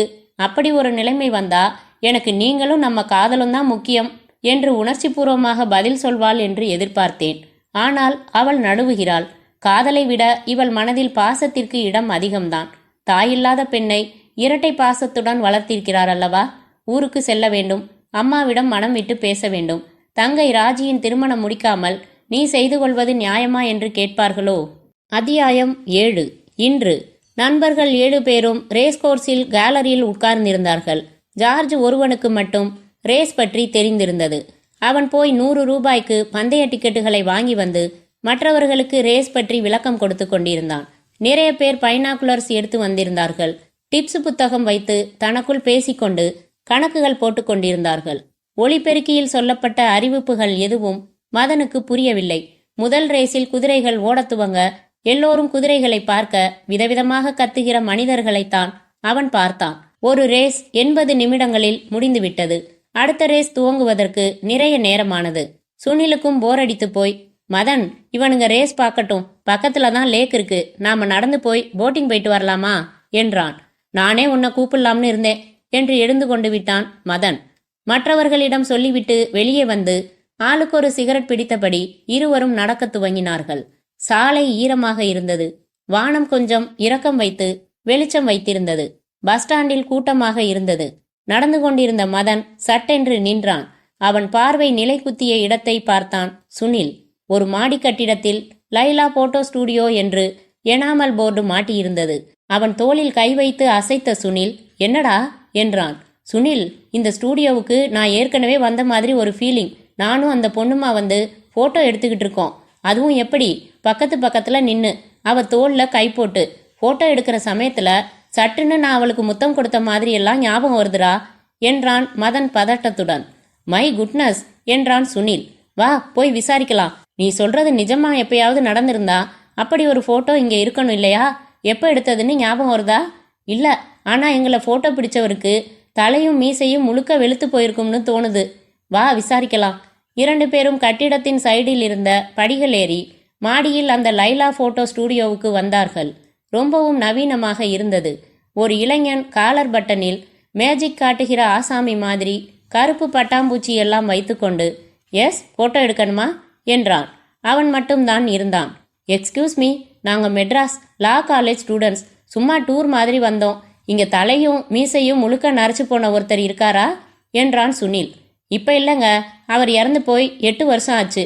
எங்க அப்பா தான், இதோ இவர்தான் என்று சுவரில் இருந்து போட்டோ காட்டினான் அவன். அந்த போட்டோவை பார்த்துவிட்டு மதன், இவர்தான், இவரே தான் போட்டோ எடுத்தது என்றான். இரு மதன், சார் உங்க பேர் என்ன? இளங்கோ. மிஸ்டர் இளங்கோ, 8 வருஷம் முன்னாடி இவனும் இவங்க அண்ணன் அண்ணியும் இந்த ஸ்டூடியோவுக்கு வந்திருக்காங்க. அப்ப இவங்க அண்ணன் அண்ணிய உங்க அப்பா தான் போட்டோ பிடிச்சிருக்காரு. அது கொஞ்சம் வித்தியாசமான போட்டோ. இவங்க அண்ணன் கொஞ்சம் ஜாலியான ஆளு. போட்டோ எடுக்கிற சமயம் பார்த்து சட்டுன்னு அன்னிக்கு ஒரு முத்தம் கொடுத்துட்டாரு. அந்த போட்டோ ரொம்ப நாளா இவங்க வீட்டில் இருந்துச்சு. வீடு மாத்தினப்ப காணாம போயிடுச்சு. இப்ப அவங்க 2 பேருமே செத்துட்டாங்க. அவங்க ஞாபகமா வேற போட்டோவே இல்லை. உங்களால பழைய நெகட்டிவ் தேடி எடுத்து பிரிண்ட் போட்டு தர முடியுமா என்றான் சுனில். சார், எங்க அப்பா மிலிட்ரியில இருந்தவர். இந்த போட்டோ ஸ்டூடியோவை 35 வருஷம் முன்னாடி ஆரம்பிச்சவர். ரொம்ப சிஸ்டமேட்டிக்.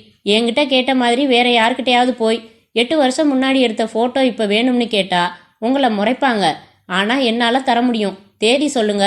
பீரோவில் இந்த ஸ்டூடியோ ஆரம்பிச்சதுல இருந்து இன்னைய வரைக்கும் எடுக்கப்பட்ட எல்லா போட்டோவோட நெகட்டிவும் இருக்கு என்றான் இளங்கோ. தேதி என்று விழித்தான் சுனில். திரும்பி மதனை பார்க்க அவன் உதடுகளை பிதுக்கினான். தேதி தெரியாது சார். எந்த வருஷம் சொன்னீங்க? வருஷம் தெரியாது, எடுத்தது உங்க அப்பா தான். அதனால நிச்சயமா 8 வருஷம் முன்னாடி தான். இப்போது அந்த இளங்கோ முறைத்தான். சாரி சார், இப்படியெல்லாம் குத்து மதிப்பா சொன்னா எப்படி? எந்த வருஷம்னு மட்டுமாவது நல்லா யோசிச்சுட்டு வந்து சொல்லுங்க. இப்போ அவங்க உயிரோட இல்லைன்னு சென்டிமெண்டலா ஃபீல் பண்ணி சொல்றதால நான் தேட தயார். எந்த வருஷத்து நெகட்டிவ்ல தேடுறதுன்னு எனக்கு தெரிய வேணாமா என்றான். நியாயம்தான் என்று சொல்லிவிட்டு வெளியே வந்து விட்டார்கள். ஏண்டா மதன், இவ்வளவு ஞாபகம் வருதே, எந்த வருஷம்னு ஞாபகம் வரலையா உனக்கு என்றான் சுனில். வந்தாதான் சொல்வேனே. ஒன்று செய்யலாம், வா டாக்டர் வத்சனை பார்க்கலாம் என்றான் சுனில். டாக்டர் வத்சன் எழுந்து நின்று விட்டார். சந்தேகமே இல்லை மிஸ்டர் மதன், இது ரீஇன்கார்னேஷன் தான். வாட் டு யூ மீன்?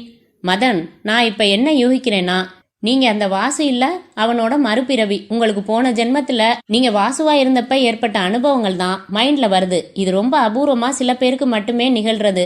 நான் இப்ப எழுதிக்கிட்டு இருக்கிற புக்கும் இத பத்தி தான். சிலிர்த்து போன மதன், டாக்டர், நான் போன ஜென்மத்துல வாசுன்னு சொல்றீங்களா என்றான் பிரமிப்பு நீங்காமல்.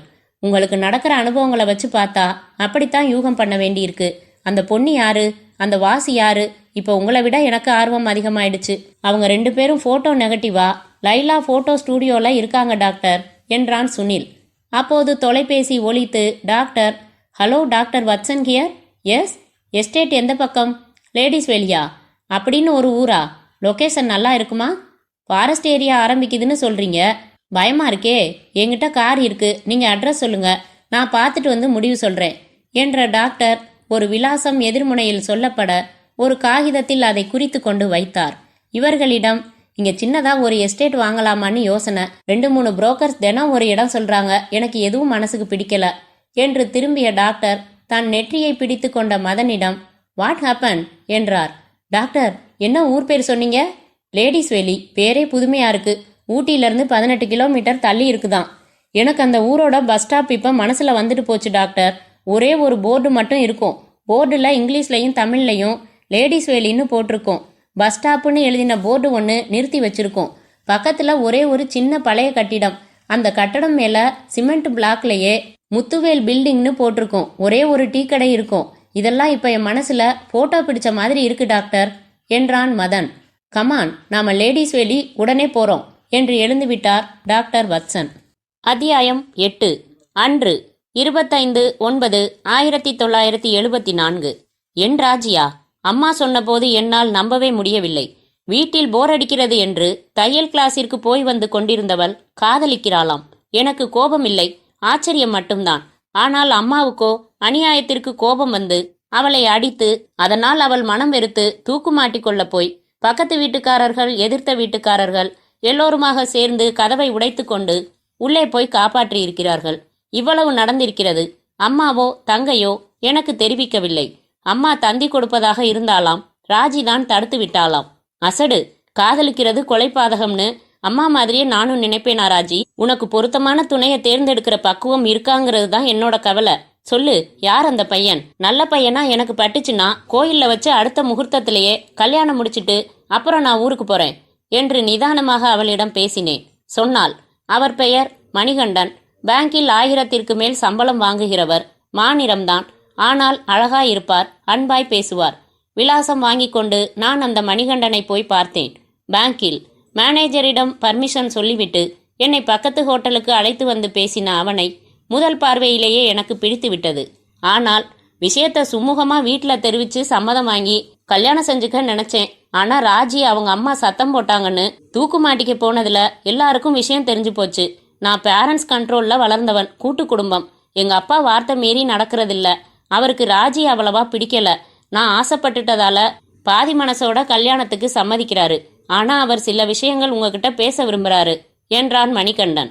மணிகண்டனின் அப்பாவை சந்தித்த போது பாலிஷ் போட்ட தேக்குமர ஊஞ்சலில் அமர்ந்து வாசனை சீவல் போட்டு கொண்டிருந்தார் அவர். கழுத்தில் தேர்வடம் சைஸில் தங்கச் சங்கிலி. தம்பி, எனக்கு 3 பசங்க, 2 பொண்ணுங்க. பொண்ணுங்க 2 பேருக்கும் இன்னும் கல்யாணம் ஆகல. ஒரு பையனுக்கு ஆயிடுச்சு.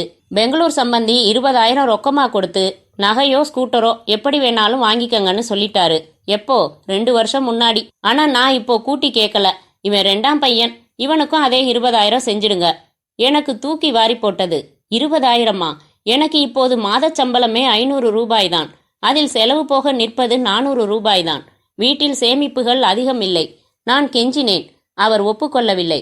இத பாருங்க, அவனுக்கு பல இடங்கள்ல இருந்து ஜாதகம் வந்துகிட்டு இருக்கு. 1 வாரம் டைம் எடுத்துக்கங்க. அதுக்குள்ள முடியும் முடியாதுன்னு சொல்லிடுங்க. மறுபடி நான் மணிகண்டனை பார்த்து, கல்யாணம் பண்ணிக்குவீங்கன்னு நம்பிதானே என் தங்க உங்ககிட்ட தன் மனசை பறிகொடுத்தா? அப்போ உங்க அப்பாவை கேட்டா லவ் செஞ்சீங்க என்றேன் சூடாக. நான் ராஜியா கல்யாணம் பண்ணிக்க மாட்டேன்னு சொல்லல. வீட்ல பெரியவங்க சொல்றதையும் அனுசரிச்சு போக வேண்டியிருக்கே. இதுல அப்பாவை மீறி என்னால எதுவும் செய்ய முடியாது என்றான் மணிகண்டன். வீட்டிற்கு வந்து எல்லாம் சொல்லி, ஏம்மா ராஜி, இப்படி நியாயமில்லாம பேசுற அவர்தான் உனக்கு மாப்பிள்ளையா வேணுமாமா என்றேன். வீட்ல பெரியவங்க வற்புறுத்தினா அவர் என்னன்னா செய்வாரு, பாவம் என்றாள் என் அசட்டு தங்கை. 20,000 பெரிய தொகைமா, நம்மளால எப்படி புரட்ட முடியும்? இதெல்லாம் நினைச்சுதான் செத்துட்டா பிரச்சனையே இல்லைன்னு நான் சாக போனேன். என்ன சாகவும் விடலையே என்று அழுதாள். டேய் வாசு, அவ மனச மாத்திக்க மாட்டா. இந்த கல்யாணம் நடக்கலன்னா மறுபடி தற்கொலை செஞ்சுக்கதான் முடிவு செய்வா. நீ வேலை பார்க்குற எஸ்டேட் முதலாளி உன் மேல ரொம்ப பிரியமா இருக்காருன்னு சொல்றியே, அவர்கிட்ட கேட்டா உதவ மாட்டாரா?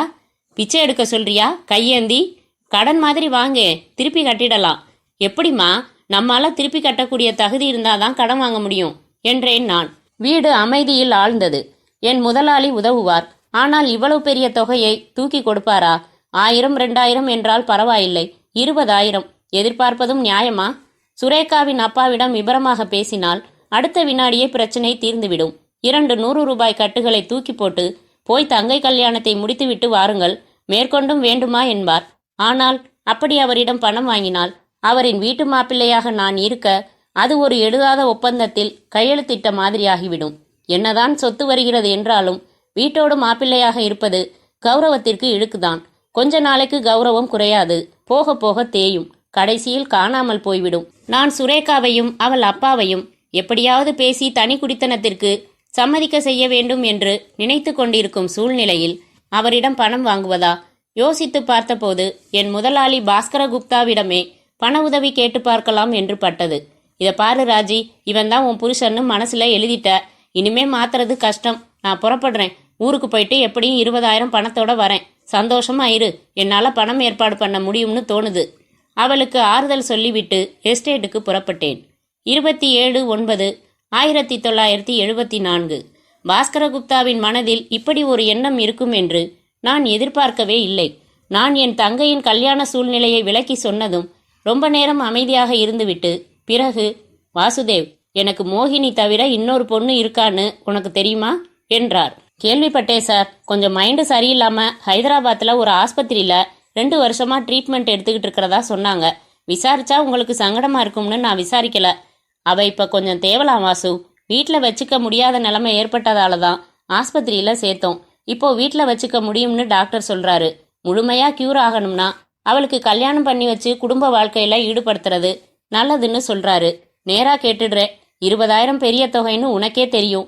ஆனா தர்றேன், உதவியா தர்றேன். பதிலுக்கு நான் ஒரு உதவி உங்ககிட்ட எதிர்பார்க்கிறேன். என் மூத்த பொண்ண நீ கல்யாணம் செய்துக்கிறியா? நான் அதிர்ந்து போனேன். சார், நான் ஏற்கனவே ஃபாரஸ்ட் ஆபீசர் வெள்ளியங்கிரி சாரோட பொண்ணு சுரேகாவை நேசிக்கிறேன். அவ்வளவுதானே, தாலி கட்டிடலையே. நான் முகம் சுளித்து பார்த்தேன். நீ நல்லவன், அன்பானவன், பொறுப்பானவன். என் மகளை நல்லா பார்த்துப்ப. உன் நெருக்கடியான சூழ்நிலையை பயன்படுத்தி உன்னை ஒரு விதத்துல வற்புறுத்துறேன்னே வச்சுக்கையேன். கணிசமா சொத்து வருதேப்பா நாளைக்கு. நல்ல பதில சொல்லு. நான் யோசிக்காமல் உடனே சொன்னேன். சார், நான் கல்யாணம் செய்துக்க போறது சுரேகாவை தான். அதுல மாற்றம் இல்ல. மாமனாராக போறவர்கிட்ட உதவி கேட்டா அது கௌரவ குறைச்சல்னு நினைச்சேன். நீங்க என் கௌரவத்தோட என் காதல், லட்சியம், கனவு, வாழ்க்கை எல்லாத்தையும் சேர்த்து விலை பேசுறீங்க. இதுக்கு கௌரவத்தை மட்டும் விற்கிறது தப்பில்லைன்னு படுது சார். எப்ப சந்தர்ப்பத்தை பயன்படுத்தி என்னை பிளாக்மெயில் பண்ற மாதிரி இப்படி கேட்டீங்களோ, இனிமே உங்ககிட்ட வேலை பார்க்கறதையும் நான் விரும்பல சார். நான் வரேன் சார். வீராவேசமாக வசனம் பேசிவிட்டு என் பொருட்கள் எல்லாவற்றையும் எஸ்டேட் ஆபீஸில் இருந்து எடுத்துக்கொண்டு நேராக சுரேகாவின் வீட்டிற்கு வந்துவிட்டேன். சுரேகாவிடமும் அவள் அப்பாவிடமும் சொன்னபோது, என்னப்பா இது, இதுல கௌரவ குறைச்சல் என்ன இருக்கு? என்னோட ஒரே பொண்ணா கட்டிக்க போற. அப்படின்னா இந்த சொத்து பூராவுக்கும் நீதானே அதிபதி. உரிமையோட இங்க வரதை விட்டுட்டு எதுக்காக அங்க போய் கேட்டு இப்படி அவமானப்படணும் என்று உரிமையோடு கடிந்து கொண்டார் அவள் அப்பா. அத்தியாயம் 9. இன்று டாக்டர் வத்சன், சுனில், மதன் மூவரும் லேடிஸ் வேலிக்கு வந்து சேர்ந்தார்கள். மதன் சொன்ன அடையாளங்கள் பொருந்தவில்லை. கான்கிரீட்டில் ஒரு சின்ன பஸ் ஸ்டாண்ட் வந்திருந்தது. போர்டு புதியதாய் இருந்தது. ஆனால் திரும்பி பார்த்தபோது சற்று தள்ளி அந்த பழைய கட்டிடத்தின் மேலே சிமெண்டால் ஆன எழுத்துக்களின் முத்துவேல் பில்டிங் என்பதில் இத் இல் டி எழுத்துக்கள் மட்டும் வெறும் கம்பிகளாக இருந்தன. அந்த இடத்திற்கு வந்ததுமே மதனின் முகம் பிரகாசமானது. டாக்டர், நான் இந்த இடத்துக்கு பல தடவை வந்த மாதிரி ரொம்ப ரொம்ப பழகின மாதிரி ஒரு ஃபீலிங் வருது. இங்கேருந்து 3 கிலோமீட்டர்ல ஃபாரஸ்ட் ஏரியா ஆரம்பிக்குதான்னு விசாரிங்க என்றான். சுனில் சென்று அங்கிருந்த கடைகளில் ஒன்றில் விசாரித்து விட்டு வந்து ஆமா என்றான். அங்க போகலாம் வாங்க என்றான் மதன். அங்க என்ன என்றார் டாக்டர். நீங்க கேள்வி கேட்காம தயவு செஞ்சு ஓட்டுங்களே. இப்ப என் மனசுல என்னென்னவோ ஞாபகங்கள் அலையடிக்கிற மாதிரி ஒன்னு பின்னாடி ஒன்னா மிக்ஸ் ஆகி சுத்துது. என்னை பிடிச்சுக்கங்க, எனக்கு லேசா மயக்கம் வர மாதிரி இருக்கு என்றான் மதன். அவனுக்கு குடிக்க தண்ணீர் கொடுத்து சூடாக டீ கொடுத்து பிறகு அந்த காட்டுப்பகுதிக்கு காரில் புறப்பட்டார்கள். காட்டின் எல்லைப்பகுதி ஆரம்பம் என்று பெயர் பலகை ஆங்கிலத்தில் அறிவித்த இடத்தில் காரை நிறுத்தச் சொன்னான் மதன். இறங்கினார்கள். டாக்டர், அவ பேரு சுரேகா, இப்பதான் மனசுக்கு வருது. இந்த காட்டுக்குள்ள ஒரு ஓடைப்பகுதி இருக்கும், அங்கதான் அவளை சந்திச்சு பேசுவேனா என்று முன்னால் நடந்தான் மதன். சுனில், கவனிச்சிங்களா? நான்னு சொல்றான். இங்க வந்தப்புறம் அவனுக்குள்ள போன ஜென்ம வாசுவோட எண்ணங்களோட தாக்கம் அதிகமாயிருக்கு என்றார் டாக்டர் வத்சன். இருவரும் வேகமாக நடந்து மதனை தொடர்ந்தார்கள். சிற்றோடை வந்தது. அந்த இடத்தில் பாசி படிந்திருந்த ஒரு பெரிய அகலப்பாறையை பார்த்தான் மதன். பாசி பகுதி தவிர லேசாக 1-2 எழுத்துக்கள் தெரிய உடனே ஒரு கல் எடுத்து பாறை மேல் படிந்திருந்த பாசியை வழித்து போட துவங்கினான். பாசியை நீக்கிய பிறகு அங்கே சுரேகாவை நான் முதலாக முத்தமிட்ட நாள் 17/9/1974 காதலுடன் வாசு என்று செதுக்கப்பட்ட எழுத்துக்கள் தெரிந்தன. உணர்ச்சி வசப்பட்ட நிலையில் மதன் பேசினான் படபடப்பாக. நான் இங்கேதான், இந்த இடத்துலதான் சுரேகாவுக்கு முத்தம் கொடுத்தேன். இதை நான் தான் செதுக்கினேன் என்றான். டாக்டர் அவனை பிடித்து நிறுத்தி கன்னங்களில் தட்டி, மதன் கொஞ்சம் நிதானமா இருங்க, உணர்ச்சி வசப்படாதீங்க. இப்ப நீங்க வாசு இல்ல, மதன். போன ஜென்மத்துலதான் வாசு, அதை மறந்துடாதீங்க என்றார். தன் மண்டையை பிடித்து கொண்டு அப்படியே உட்கார்ந்து விட்டான் மதன். சில நிமிடங்கள் ஆயிற்று அவனுக்கு தான் மதன் என்கிற உணர்வு ஏற்படுவதற்கு. டாக்டர், இந்த கல்வெட்டுல 74ஆம் வருஷம்னு செதுக்கப்பட்டிருக்கு, கவனிச்சிங்களா என்றான் சுனில். ஆமா, இந்த வாசு சுரேகா காதல் நடந்தது 20 வருஷம் முன்னாடி. யார் இந்த சுரேகா? அப்புறம் என்னாச்சு? வாசு இறந்து போனதால தான் இந்த மதனா மறுஜென்மம் எடுத்திருக்காரு. வாசு எப்படி இறந்தாரு இதெல்லாம் தெரிஞ்சுக்கணும்னு ஆர்வமா இருக்கு. டாக்டர், லைலா போட்டோ ஸ்டூடியோல வருஷம் சொன்னா அந்த நெகட்டிவ் தேடி பிரிண்ட் போட்டு தரேன்னு சொன்னான். 74ஆம் வருஷத்து நெகட்டிவ்ல தேடி முத்தம் கொடுக்குற போஸ்ட்ல இருக்கிற ஜோடிய அடையாளம் கண்டுபிடிச்சிடலாம். சுரேகா எப்படி இருப்பான்னு இவன் மனசுலயே இருக்கே, அதை வச்சும் வெரிஃபை பண்ண முடியும் என்றான் சுனில். யூ ஆர் ரைட், நேரா போட்டோ ஸ்டூடியோ போலாம் வாங்க என்றார் டாக்டர். மூவரும் காரில் மறுபடி ஊட்டிக்கு புறப்பட்டார்கள். தலையை பிடித்து கொண்டு பின் சீட்டில் சாய்ந்து விட்டான் மதன். ஸ்டூடியோ வந்து மூவரும் மேலே வந்தார்கள். அந்த இளங்கோவன் இருந்தான். மர அலமாரி திறந்து 74ஆம் வருடத்தின் நெகட்டிவ்கள் கொண்ட கவர்களை எல்லாம் அள்ளி கொண்டு வந்தான். மூவருமாகவே ஒவ்வொரு நெகட்டிவாக வெளிச்சத்தில் பிடித்து பார்த்து தேட துவங்கினார்கள். இதுவா பாருங்க மதன் என்றார் டாக்டர். மதன் வாங்கி பார்த்துவிட்டு, இதான் டாக்டர், இவதான் சார் சுரேகா, இதான் வாசு என்றான். இளங்கோ அந்த நெகட்டிவை பெரிய சைஸில் பிரிண்ட் போட்டு கொடுத்தான். சுரேகா ரொம்ப அழகாக இருந்தாள். திடீரென்று எதிர்பாராமல் கன்னத்தில் வாங்கிய முத்தத்தினால் முகத்தில் அதிர்ச்சி இருந்தது. வாசுவின் முகத்தில் குறும்புத்தனம் கொப்புளித்தது. வாசுவோட சாயல் உங்ககிட்டயும் இருக்கு மதன் என்றார் அந்த போட்டோவையும் அவனையும் மாறி மாறி பார்த்து. இப்ப அடுத்து என்ன செய்யலாம் டாக்டர் என்றான் சுனில். மறுபடி லேடிஸ் வேலி போய் இந்த போட்டோ காட்டி விசாரிக்கலாம் என்றார் வத்சன். மீண்டும் கார் பயணம், மீண்டும் லேடிஸ் வேலி. 20 வருஷத்துக்கு முன்னாடி எடுத்த போட்டோ, அதனால 40-50 வயசுக்காரங்களாதான் பார்த்து கேட்கணும் என்றார் டாக்டர். பஸ் ஸ்டாண்டில் இருந்த கடைகளில் விசாரித்த போது 3 பேருக்கு தெரியாதென்றார்கள். 4வது நபர் கூர்ந்து பார்த்துவிட்டு, இவங்களா? இவங்க சுரேகா மேடம். இங்க இருந்து கொஞ்சம் உள்ள போனா சுரேகா எஸ்டேட்னு பேர் போட்டிருக்கோம், அங்கதான் அவங்க வீடு இருக்கு. ஆமா, இவங்களுக்கு முத்தம் கொடுக்கிற பையன் இவங்க புருஷன் இல்லையே, இதாரு என்றார் அவர். சுரேகாவுக்கு கல்யாணம் ஆயிடுச்சா என்றான் மதன். நல்லா கேட்டீங்க, அவங்க என்ன வயசு பொண்ணா? 40 வயசாவது இருக்கும். அப்பா ஃபாரஸ்ட் ஆபீசரா இருந்து செத்து போனாரு. இவங்களை கல்யாணம் பண்ணிக்கிட்டவரு கிருஷ்ணராஜ்னு ஒரு பணக்காரரு. அவருக்கு சிங்கப்பூர்ல ரப்பர் தோட்டம் இருக்கு, அவர் அங்கதான் இருக்காரு. இந்த அம்மா இங்க உள்ள எஸ்டேட்டை நிர்வாகம் பண்ணிக்கிட்டு இருக்காங்க. பாவம், குழந்தையே இல்ல. ஏன் புருஷன் பொண்டாட்டி பிரிஞ்சிருக்காங்க என்றார் டாக்டர். தகராறு எல்லாம் எதுவும் இல்ல, 2 நாட்டிலையும் சொத்து இருக்கு. எப்படி நிர்வாகம் பண்றது? இவங்க போய் சிங்கப்பூர்ல 1 மாசம் தங்கிட்டு வருவாங்க, அவர் இங்க வந்து தங்கிட்டு போவாரு. இந்த அம்மாவும் இங்க உள்ள சொத்துக்களை எல்லாம் வித்துட்டு சிங்கப்பூர் போயிட போறதா சொல்லிக்கிட்டாங்க. இந்த பையன் பேரு வாசு. எங்கேயாவது பார்த்த மாதிரி தெரியுதா உங்களுக்கு? தெரியலீங்களே, நான் பழகி இருந்தா முகம் மறக்காது. ஆக இப்ப இந்த சுரேகா மேடம் இங்கதான் இருக்காங்க. ஆமா, இப்போ போனா பார்க்கலாமா? தாராளமா பார்க்கலாம். சொல்லப்பட்ட வழியில் காரை செலுத்தினார்கள். அத்தியாயம் 10. அன்று 30/9/1974 திருவாரூர் வந்து மணிகண்டனின் அப்பாவிடம் 20,000 நீட்டியதும் அவர் கண்கள் அதிகபட்சம் விரிந்தன. சுவரில் மாட்டியிருந்த கேலண்டரை கலற்றி அவர் கையில் கொடுத்து, எப்போ முகூர்த்தம் வச்சுக்கலாம் என்றேன். அவர் சுய நினைவுக்கு வர சில நிமிடங்களாயின. தேதிகளை புரட்டி, இந்த மாசம் போயிடட்டும், அடுத்த மாசம் 12ஆம் தேதி நாள் நல்லா இருக்கு என்றார். பத்திரிக்கை அடிச்சிடுறேன் என்றேன். ராஜிக்கு ஏக சந்தோஷம். என் கைகளை பிடித்து கொண்டு கண்ணீர் மல்க, நீ என் தெய்வம் என்றாள். இந்த பணம் எனக்கு யார் தந்தது, எதனால் தந்தார்கள் போன்றவற்றையோ, என் காதலை பற்றியோ, வேலையை விட்டுவிட்டதை பற்றியோ மூச்சு விடவில்லை. கல்யாணத்திற்கு 30 நாள் இருந்தது. கல்யாணம் முடியட்டும், பிறகு மெதுவாக என் விஷயத்தை சொல்லிக் கொள்ளலாம். நான் ஊட்டிக்கு புறப்பட்டேன். கோவை வந்து அங்கே பஸ் ஸ்டாண்ட் அருகில் ஒரு ஹோட்டலில் டிஃபன் சாப்பிட்டு கை கழுவும் போது எனக்கருகில் மற்றொரு பைப்பில் கழுவி கொண்டிருந்த இளைஞனை எங்கோ பார்த்த ஞாபகமாக இருந்தது. அவன் கர்ச்சீப் எடுத்து கை துடைத்து விட்டு தன் கண்ணாடி கலற்றி அதையும் துடைத்த போது அடையாளம் தெரிந்தது. டேய், நீ மகாலிங்கம் இல்ல என்றேன். மை குட்னஸ், வாசுதேவ், எப்படி இருக்க மேம் என்றான். 2 பேரும் சாப்பிட்டு முடித்திருந்தாலும் மறுபடி காப்பி மட்டும் சாப்பிட்டபடி பேசினோம். மகாலிங்கம் என்னோடு படித்தவன், பார்த்து பல வருடங்களாயிற்று. இப்போது சிபிஐயில் உயர் அதிகாரியாக இருக்கிறானாம். ஒரு வழக்கு சம்பந்தமாக கோவை வந்தானாம். பக்கத்தில் அவன் தங்கியிருந்த லாட்ஜ் அறைக்கு அழைத்துச் சென்றான். என்னை பற்றி விசாரித்தான். சொன்னேன். காதல் பற்றியும் சொன்னேன். கை குலுக்கினான். பழைய கதைகளை ரசித்து பேசினோம். தன் வேலை பற்றி சில சுவாரஸ்யமான சம்பவங்களை சொன்னான். ஒரு தீவிரவாத கும்பலை இப்போது இவன் தலைமையில் தேடிக்கொண்டிருக்கிறார்களாம். பிடிக்கப் போகும்போது உயிரையும் இழக்க நேரிடலாம் என்றான். அப்படியெல்லாம் நடக்காது என்று ஆறுதல் சொன்னேன். கை குலுக்கி விலாசங்கள் மாற்றிக்கொண்டு புறப்பட்டேன். நான் ஊட்டி வந்து சேர்ந்தபோது லேடிஸ் வேலிக்கு செல்லும் கடைசி பஸ் போய்விட்டது.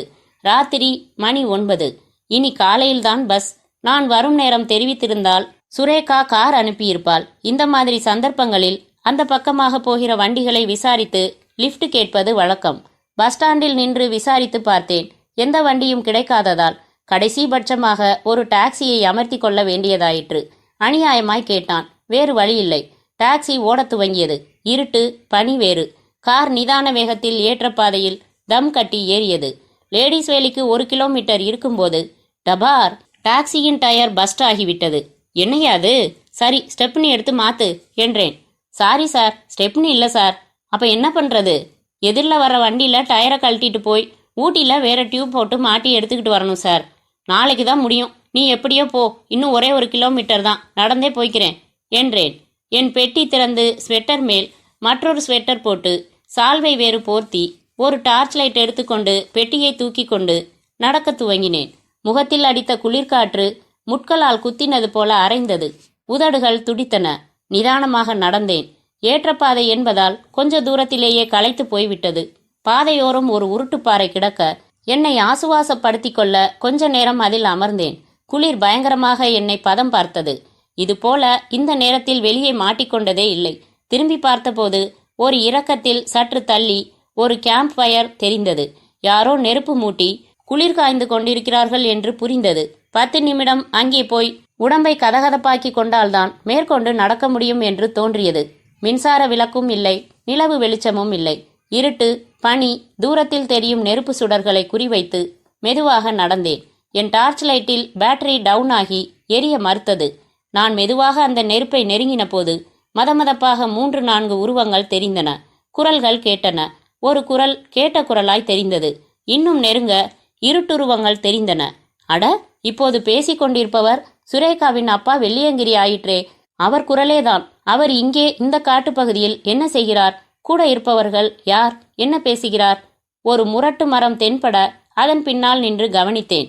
இதோ பாருங்க, இந்த வாரம் என் கைக்கு வந்து சேர வேண்டிய 5 லட்சம் இன்னும் வரல. அதுக்கு முதல்ல ஏற்பாடு பண்ணுங்க. என் வீட்டில் கொடுத்து வச்சிருக்கிற ஆயுதங்களையும் அப்புறப்படுத்திடுங்க என்றார் வெள்ளியங்கிரி. எனக்கு பக் என்றது. மெதுவாக எட்டி பார்த்தேன். கொழுந்து விட்டு எரியும் நெருப்பில் 2 பேரின் முகங்கள் தெளிவாக தெரிந்தன. அட, இவர்கள் தீவிரவாதிகள். கோயமுத்தூர் லாட்ஜில் மகாலிங்கம் தான் தேடிக்கொண்டிருக்கும் தீவிரவாதிகள் என்று கேஷுவலாக ஒரு ஃபைலை புரட்டி காட்டிய போட்டோக்களில் இவர்கள் இருவரையும் பார்த்தேனே. என்ன நடக்கிறது? அப்படியானால் சுரேகாவின் அப்பா ஒரு நேர்மையான காட்டிலாக அதிகாரி இல்லையா? லட்சம் லட்சமாக பணம் வாங்கி கொண்டு தன் கண்ட்ரோலில் உள்ள காட்டுப்பகுதிக்குள் தீவிரவாதிகளுக்கு அடைக்கலம் கொடுத்துள்ளாரா? இப்படி பணம் சம்பாதித்து ஷேர்களில் சம்பாதிப்பதாக வெளியில் சொல்லிக் கொள்கிறாரா? சரி, புறப்படலாம் என்றார்கள். நெருப்பை அப்படியே விட்டுவிட்டு அவர்கள் விலகி நடந்தார்கள். வெள்ளியங்கிரி ஒரு மேட்டில் நின்ற தன் ஜீப்பில் ஏறிச் சென்றார். மற்றவர்கள் அடர்ந்த காட்டுப்பகுதிக்குள் நடந்து மறைந்தார்கள். 15 நிமிடங்கள் இடைவெளி விட்டு நான் அந்த நெருப்பில் குளிர் காய்ந்தபடி யோசித்தேன். நம் தேசத்திற்கு எதிராக யார் செயல்பட்டாலும் அது குற்றம்தான். என் காதலியின் அப்பா என்பதால் விட்டுவிட முடியுமா? நான் ஒரு தீர்மானத்திற்கு வந்தேன். 1/10/1974 காலையில் பொழுது விடிந்தபோது சுரேகா வீட்டை சுற்றிலும் 15 போலீஸ் ஜீப்புகள். மகாலிங்கம் வந்து வெள்ளியங்கிரியை கைது செய்தான். மகாலிங்கம் உத்தரவிட்டு பங்களா முழுவதும் சோதனை நடத்தி நவீன ரக துப்பாக்கிகளையும் வெடிகுண்டுகளையும் கைப்பற்றினார்கள். சுரேகா அதிர்ந்து போனாள். நான் அதிர்ந்து போனதாக நடித்தேன். நேற்று தொலைபேசியில் தொடர்பு கொண்டு மகாலிங்கத்திடம் நான் பேசிய போது தெளிவாக எல்லாம் சொல்லி சம்பந்தப்பட்டிருப்பது என் காதலியின் அப்பா என்பதால் காட்டி கொடுத்தது நான் என்பது யாருக்கும் தெரிய வேண்டாம் என்று கேட்டுக்கொண்டிருந்தேன். அதனால் ரெய்டுக்கு வந்த மகாலிங்கம் என்னை அறிந்தவனாக காட்டிக்கொள்ளவில்லை. வெள்ளியங்கிரி ஆடிப்போனார். அவரை அள்ளி போட்டுக்கொண்டு காட்டுக்குள் மறைந்திருந்த தீவிரவாதிகளை ஒரே மணி நேரத்தில் மடக்கி பிடித்து விட்டார்கள். 2 பேர் மட்டும் தப்பிவிட்டதாக சொன்னார்கள். அழுது தீர்த்த சுரேகாவை அணைத்து நான் ஆறுதல் சொன்னேன். உங்க அப்பா இப்படி ஒரு தேச விரோத சக்தியா இருப்பாருன்னு நீயோ நானோ எதிர்பார்க்கல. சட்டத்தை ரொம்ப நாளைக்கு ஏமாத்த முடியாது. என்ன செய்யறது? கலங்காத சுரேகா, நான் இருக்கேன், உனக்கு நான் இருக்கேன் என்றேன். வெள்ளியங்கிரியை ஜீப்பில் ஏற்றி அழைத்து சென்ற போது அவர் தலையை தொங்க போட்டிருந்தார். மாலையில் கோவையிலிருந்து போன் செய்து மகாலிங்கம் எனக்கு பர்சனலாக நன்றி சொன்னான். என்னதான் ஒரு குற்றவாளியை பிடிக்க உதவிய திருப்தி மனதில் இருந்தாலும் சுரேகா பாதிக்கப்பட்டதால் எனக்கும் சற்று வருத்தமாகத்தான் இருந்தது. அத்தியாயம் 11. இன்று. நீங்க சொல்றதெல்லாம் நிஜமா என்றாள் சுரேகா, முகத்தில் பரவின ஆச்சரியம் விலகாமல். ஆமா மேடம், உங்களை சந்திக்க தயங்கி மிஸ்டர் மதன் கார்ல உட்கார்ந்திருக்காரு. அவர்தான் உங்க பழைய காதலர் வாசுவோட மறுஜென்ம மனுஷன் என்றார் டாக்டர் வத்சன். சுரேகா பிரமிப்போடு, நீங்க சொல்ற சம்பவங்கள், நடந்த அனுபவங்கள் எல்லாம் கேட்கறப்ப நம்ப முடியல. ஆனா ஆச்சரியத்தோட நம்ப வேண்டியதா இருக்கு. சில பேருக்கு பூர்வ ஜென்ம நினைவுகள் வந்ததா படிச்சிருக்கேன். ப்ளீஸ் மிஸ்டர் மதனை உள்ள கூட்டிட்டு வாங்க, அவரை பார்க்கணும்னு ரொம்ப ஆர்வமா இருக்கு என்றாள். 40 வயதை கடந்திருந்தாலும் இன்னும் சுரேகாவிடம் ஒரு இளமை தெரிந்தது. கொண்டை போட்டிருந்தாள். புடவை கட்டி மேலே கையில்லாத ஸ்வெட்டர் அணிந்திருந்தாள். சுனில் சென்று காரில் இருந்த மதனை கூட்டி வந்தான். வாங்க மிஸ்டர் மதன், எல்லாம் சொன்னாங்க. ஐ எம் ஒண்டரிங், உட்காருங்க என்றாள் சுரேகா. மதன் பதிலுக்கு வணக்கம் சொல்லிவிட்டு அவளையே வெறித்து பார்த்தான். எதுவுமே பேசவில்லை. எல்லோருக்கும் டீ வந்தது. ஏன் எதுவுமே பேச மாட்டேங்கிறாரு என்றாள் சுரேகா. அவருக்கு அதிர்ச்சியை டைஜஸ்ட் பண்ண அவகாசம் வேணும். அவரோட போன ஜென்மத்து காதலிய இப்ப சந்திச்சிருக்காரு. எவ்வளவு ஒரு அபூர்வமான விஷயம். அவர் போக்குக்கு இருக்கட்டும் என்றார் டாக்டர். டீ குடித்தபடி அமர்ந்திருந்த மதன் சுரேகாவையே பார்த்து கொண்டிருந்தான் அமைதியாக. அந்த பார்வையில் எந்த விதமான சலனங்களும் இல்லை. உங்களை கண்டுபிடிக்கிறதுக்குள்ள நாங்க படாத பாடுபட்டோம். எங்களுக்கு யார் அந்த வாசுன்னு மட்டும் தெரியாது. அவரை பத்தி உங்களுக்கு தான் எல்லாமே தெரியும். கொஞ்சம் விபரமா சொல்லுங்களேன் என்றார் டாக்டர் வத்சன். சொல்றேன். வாசுவுக்கு சொந்த ஊர் திருவாரூர்.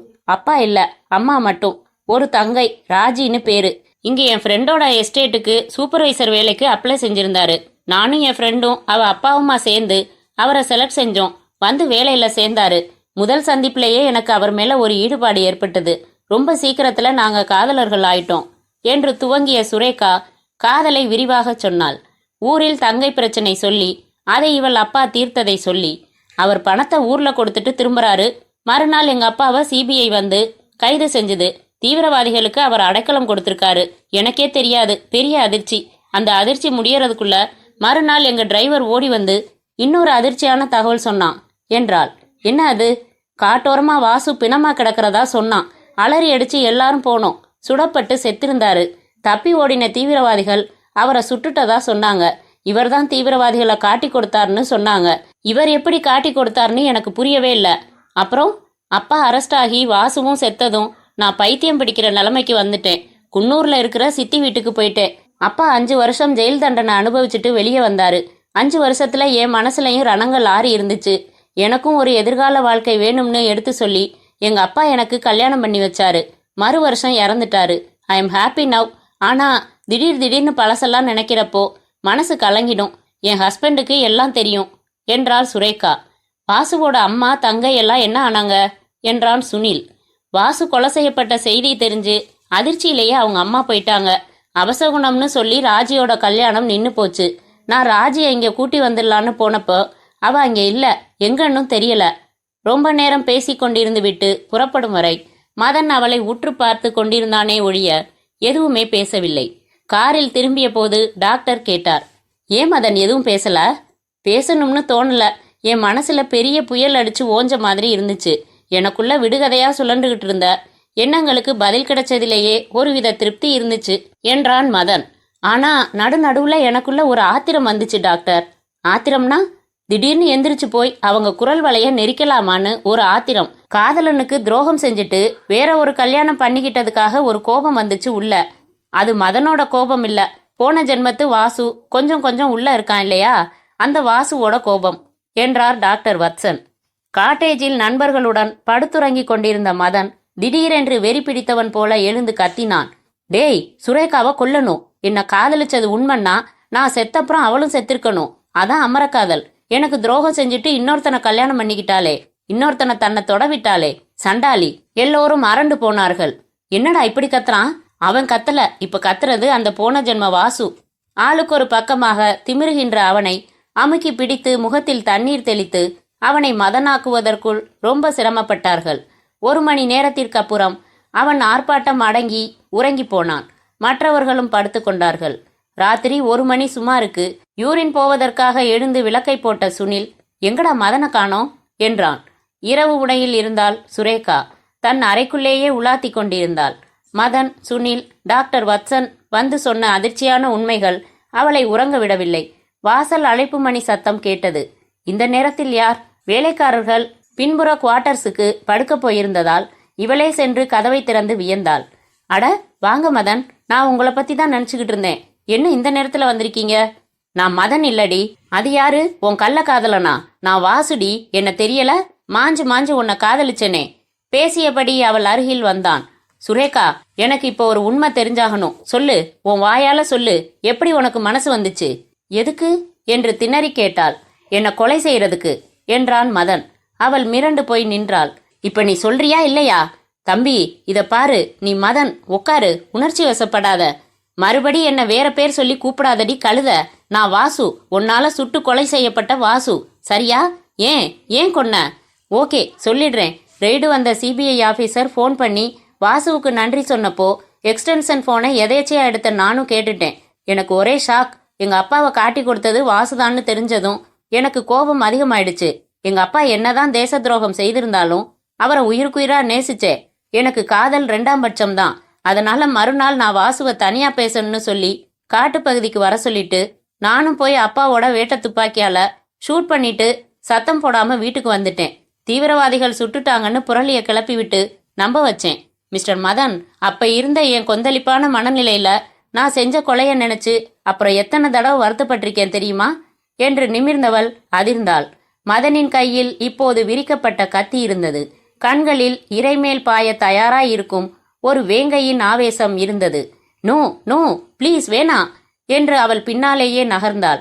ஆக்ரோஷமாக மதன் அவளை நோக்கி நகர்ந்தான். அந்த போலீஸ் ஸ்டேஷனுக்குள் புயல் போல உள்ளே நுழைந்த மதன் ரத்தம் படிந்த கத்தியை மேஜை மேல் போட்டதும் திடுக்கிட்டு எழுந்தார் சப் இன்ஸ்பெக்டர். சார், எஸ்டேட்ல சுரேகாவை இப்ப நான் கொலை செஞ்சுட்டு நேரா வர்றேன்.